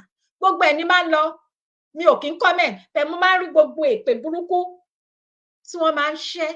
Ǹjọ́ yẹ kó rí bẹ́ẹ̀? Màmá ò dẹ̀ lè correct wọn. Madam Dupe Onitiri, ẹ lè correct wọn pé kí wọ́n stop ẹ̀. Ẹ ti gbọ́, bàbá Akíntóyè wọ́n ti jáde láìmọye ìgbà pé ẹ má bára yín jà, ẹ̀yin ọmọ mi, ẹ má bára yín jà. Dr. Sunday Adéyẹmọ, àwọn náà ti ṣe the same thing, ẹ má jà mọ́.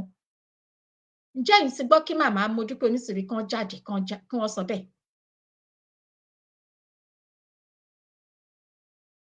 Ẹ káàbọ̀ Daddy Sunday Adébánjọ. Ẹ̀mélòó ni wọ́n ti jáde kí wọ́n sọ bẹ́ẹ̀? Ẹ̀mélòó ni wọ́n ti sọ fún àwọn ọmọ tí wọ́n ń tẹ̀lé wọn lẹ́yìn pé ẹ yé lọ sí orí àwọn tó bá ń ṣe program, àwọn tí wọ́n ń ṣe show, láti máa lọ flag wọn, láti máa lọ ṣépè fún wọn. Ṣé kí nǹkan lè fi dá ilẹ̀ ń ṣe ni, àbí kó tún máa bàjẹ́ sí bó ṣe wà lọ? Ẹ lọ ṣe àtúnṣe, nǹkan tèmi kàn máa sọ nìyẹn. Màmá Dupe Onitiri, ẹ lọ ṣe àtúnṣe. Mi ò kórìíra yín gẹ́gẹ́ bí obìnrin sí obìnrin, gẹ́gẹ́ bí ẹ̀gbọ́n tí ẹ jẹ́ sí mi. Ẹ jọ̀wọ́ ẹ lọ ṣe àtúnṣe màmá kó tó pẹ́ jù mà. Bẹ́ẹ̀ ni the name bàbá Akíntóyè Àṣàgbàyà, Ọlọ́run kò tí ẹ ṣe. Bẹ́ẹ̀ ni the name Ìgbòho Èbílọ́nà as Sunday Kútọ̀nù in. Bẹ́ẹ̀ ni mo rí ó burú púpọ̀ gbáà, ó burú, kò tí ẹ ṣe máa fi, kò ṣe máa sọ, kò ṣe máa sọ síta.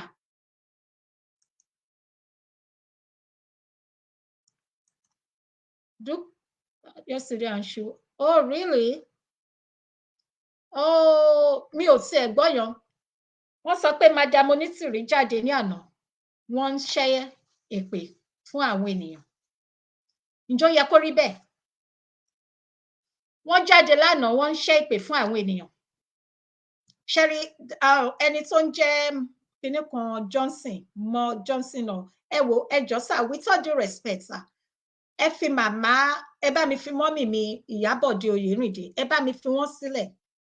Bí ẹ ṣe ní right sí opinion tiyín, bẹ́ẹ̀ gẹ́lẹ́ làwọn náà ní.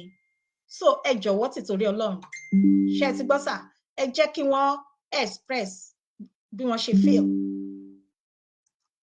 Freedom of speech. Yes, èmi believe nínú ẹ̀gan ni. Freedom of speech. Gbogbo wa ládìjọ ni, gbogbo wa la wà entitled to it. Ara nǹkan tá a ṣe fẹ́ kúrò ní orílẹ̀-èdè Nàìjíríà, ká dá dúró, ká gba orílẹ̀-èdè wa nìyẹn. Tẹ́ bá wò káàkiri ní gbogbo àwọn ìlú òyìnbó káàkiri, gbogbo wọn ni wọ́n ní right yẹn. Right. Inú ẹ̀ ni freedom of speech wà. So ẹ jọ̀wọ́ sà, with all due respect ni sà, torí mo ń kà, yes, ẹ fi wọ́n sílẹ̀. Ẹ jẹ́ ká sọ̀rọ̀ nípa old naira notes àti new naira notes.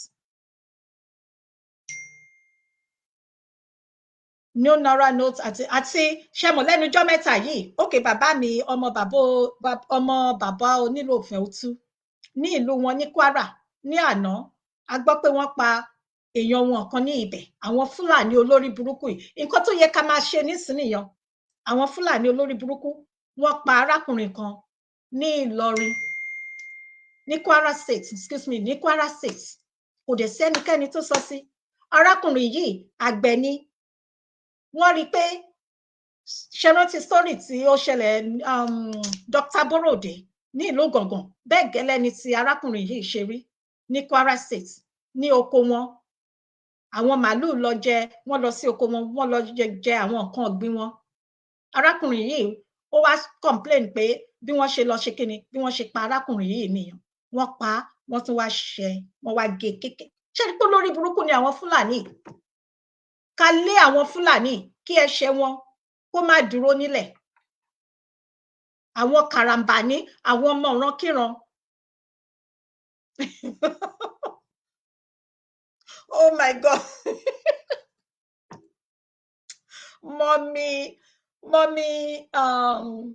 mọ́mí Ìyábọ̀dé Oyèrìndé wow ó jọ pé tẹ́ ẹ bá mind Ọlọ́run mọ̀ gbọ́ máa like láti pè yín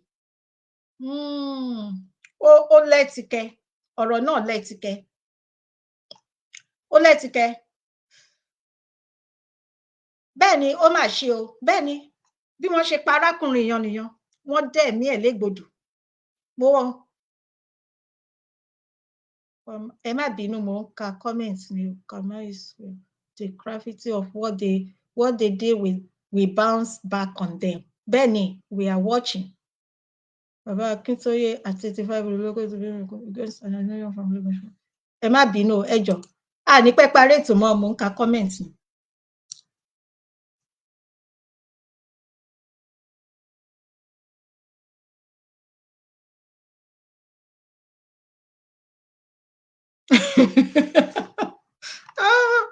ẹ ṣe gan ni sir so ṣé ẹ ti ọ̀rọ̀ ni a ti sọ sílẹ̀ yìí kí Ọlọ́run kó jọ̀wọ́ kó bá wa fi ọ̀run kẹ́ arákùnrin tí àwọn Fúlàní tí wọ́n gé ẹ̀mí wọn tí wọ́n gẹ̀mí wọn légbodò kọ́lọ́run kó jọ̀wọ́ kó bá wa tu àwọn ẹbí wọn nínú ilé àti ọ̀nà tí wọ́n fi sílẹ̀ kó bá wa dúró tì wọ́n iwájú tí wọ́n dojúkọ kó má bàjẹ́ o ẹ̀yìn tí wọ́n fi sílẹ̀ kò ní bàjẹ́ ara àwọn ìdí tí a ṣe ní láti dá dúró nìyí láti sọ fún àwọn Fúlàní àwọn ọmọ ìrankíran pé ilẹ̀ Yorùbá kì í ṣe ogún ìní wọn kì í ṣe fún wọn ilẹ̀ Yorùbá Ọlọ́run ló jogún ẹ̀ fún wa ó jogún ẹ̀ fún àwọn baba ńlá wa táwa náà ò dẹ̀ ní ṣe kí ni àwa náà ò ní máa wò kí wọ́n gbà ní ọjọ́ ayé wa torí èní ìkan torí ọ̀la torí àwọn ọ̀ràn wa tó ń bọ̀ ní ọjọ́ ọ̀la ìdí nìyẹn tá a ṣe ní láti fọwọ́sowọ́pọ̀ láti gba orílẹ̀-èdè wa Yorùbá nation ni no going back òun ló yẹ ká kọjú sí kì í ṣe pé ká máa bó àwọn ká máa ṣẹ́ ìpè fún àwọn tí Ọlọ́run tí ò yẹ lépa àwọn tó yẹ ká máa ṣàdúrà fún kì í ṣe ká máa fi ojú olóore wa gbolẹ̀ kì í ṣe ká pín Yorùbá nation kì í ṣe olóṣèlú Yorùbá nation láti gba ìran wa kúrò nínú oko ẹrú gẹ́gẹ́ bí bàbá ṣe sọ síwájú láti Ọlọ́run ló pè wọ́n pé ìyà yìí ti pọ̀ jù fún ìran Yorùbá nǹkan tí bàbá Awólọ́wọ̀ ṣe tí wọ́n rí ṣe nǹkan tí bàbá Bọ́lá Ìgè tí wọ́n ṣe mọ̀ pé ẹnu ẹ̀ ni wọ́n torí ẹ̀ ni wọ́n ṣe pa bàbá Bọ́lá Ìgè àsìkò náà rèé àsìkò náà dẹ̀ ti dé Ọlọ́run á dẹ̀ fún wa ṣe Ọlọ́run máa fún àwọn bàbá ṣe gbogbo àwọn bàbá àyókù gbogbo bàbá á fún bàbá Bánjí Akíntóyè gẹ́gẹ́ bí adarí Yorùbá nation á fún wọn ṣe á fún bàbá Dr. Chief Sunday Adéyẹmọ Ìgbòho á fún wọn ṣe á tì wọ́n lẹ́yìn á fún bàbá Chief Imam Yorùbá nation á fún wọn ṣe àti àwọn àgbààgbà yòókù lọ́kùnrin lóbìnrin tí wọ́n gbé iṣẹ́ yìí dání tinútinú tọkàntọkàn á fún wọn ṣe àtẹ̀yìn àtẹ̀mí orílẹ̀-èdè Yorùbá yìí nígbà tí a bá gbà tán nígbà tí a bá débẹ̀ tán àní fẹ́nikẹ́ni nínú wa ṣe àwátì lágbára Ọlọ́run àní rí jù báyìí lọ torí pé mo fẹ́ lọ jẹ jollof rice mi àti chicken láti celebrate ẹ jẹ́ kí n ka comment yìí Onitiri she start from petition ẹ jẹ́ ká pe eléyìí o. She starts from petition to declaration to reclaim to occupation. Ask Onitiri what is next calm now. Àbí ẹ ṣé bàbá mi Sunday Adébánjọ. Good question, sir. Kí ni ó kàn? Gẹ́gẹ́ bá ṣe gbọ́, ó jọ pé wọ́n ní ìjọba ló kàn báyìí. Bóyá wọ́n máa gbé àwọn ìjọba wọn. Torí mò ń wo prógráàmù ẹnìkan tí wọ́n sọ̀rọ̀ nípa àwọn ìjọba wọn. Ṣọ́rọ̀ mi yé yín? Ó máa ń dá kéèyàn máa láàlá. Àlá, eré ni gbogbo ẹ̀. Ṣọ́rọ̀ mi yé yín? Eré. Nǹkan tó kàn, ṣé ẹ rí?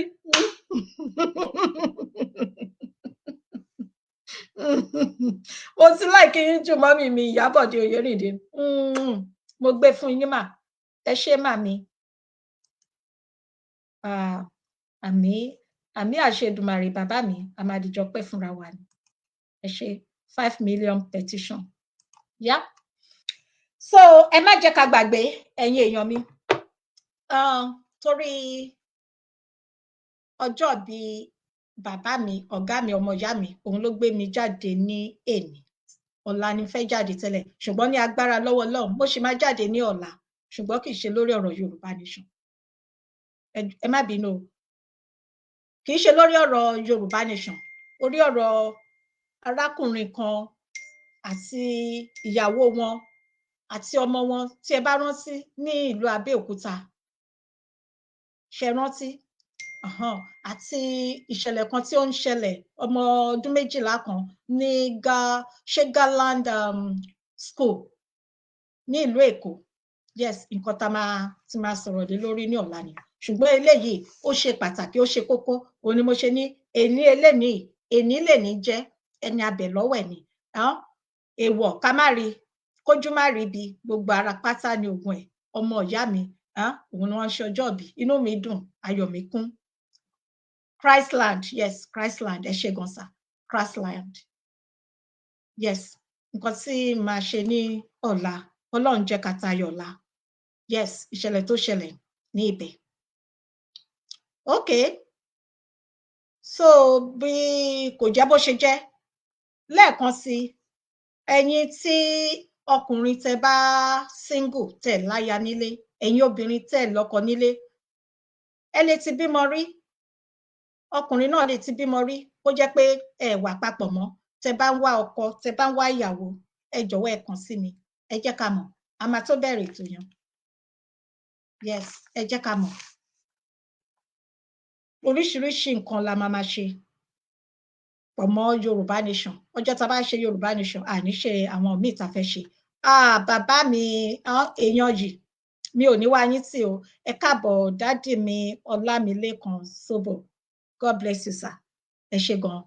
Mo dúpẹ́. Okay o, dádì wa yìí tí wọ́n ń jẹ́ Mr. Johnson. Wọ́n ní ẹ ṣé gan ni, sir.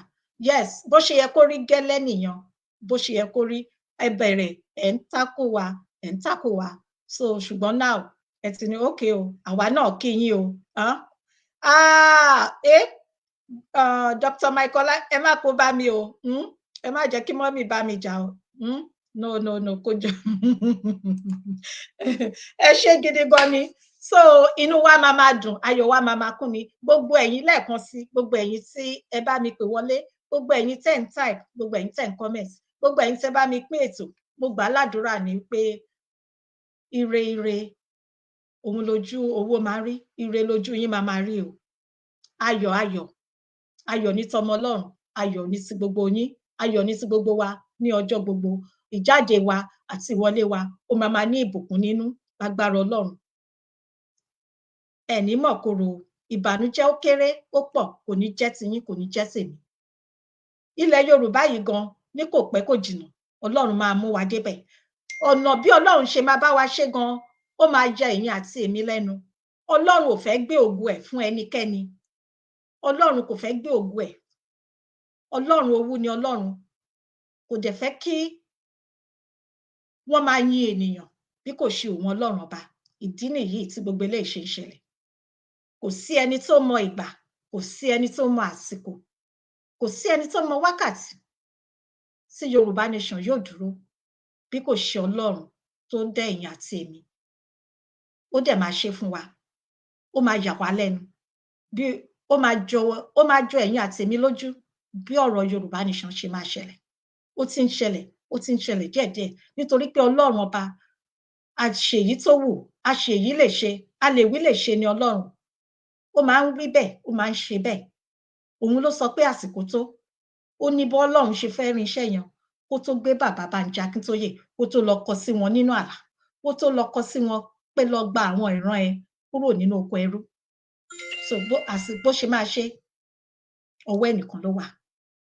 Tí gbogbo ògo ìyanlá á dẹ̀ jẹ́ tiẹ̀. Ẹ ṣé mo dúpẹ́ ẹ̀yin màmá mi gbogbo àti ẹ̀yin bàbá mi gbogbo. Ẹ ṣé o. Ìpàdé wa bí oyin o. Ó dìgbà kan náà. Ire o. Ẹ ṣé.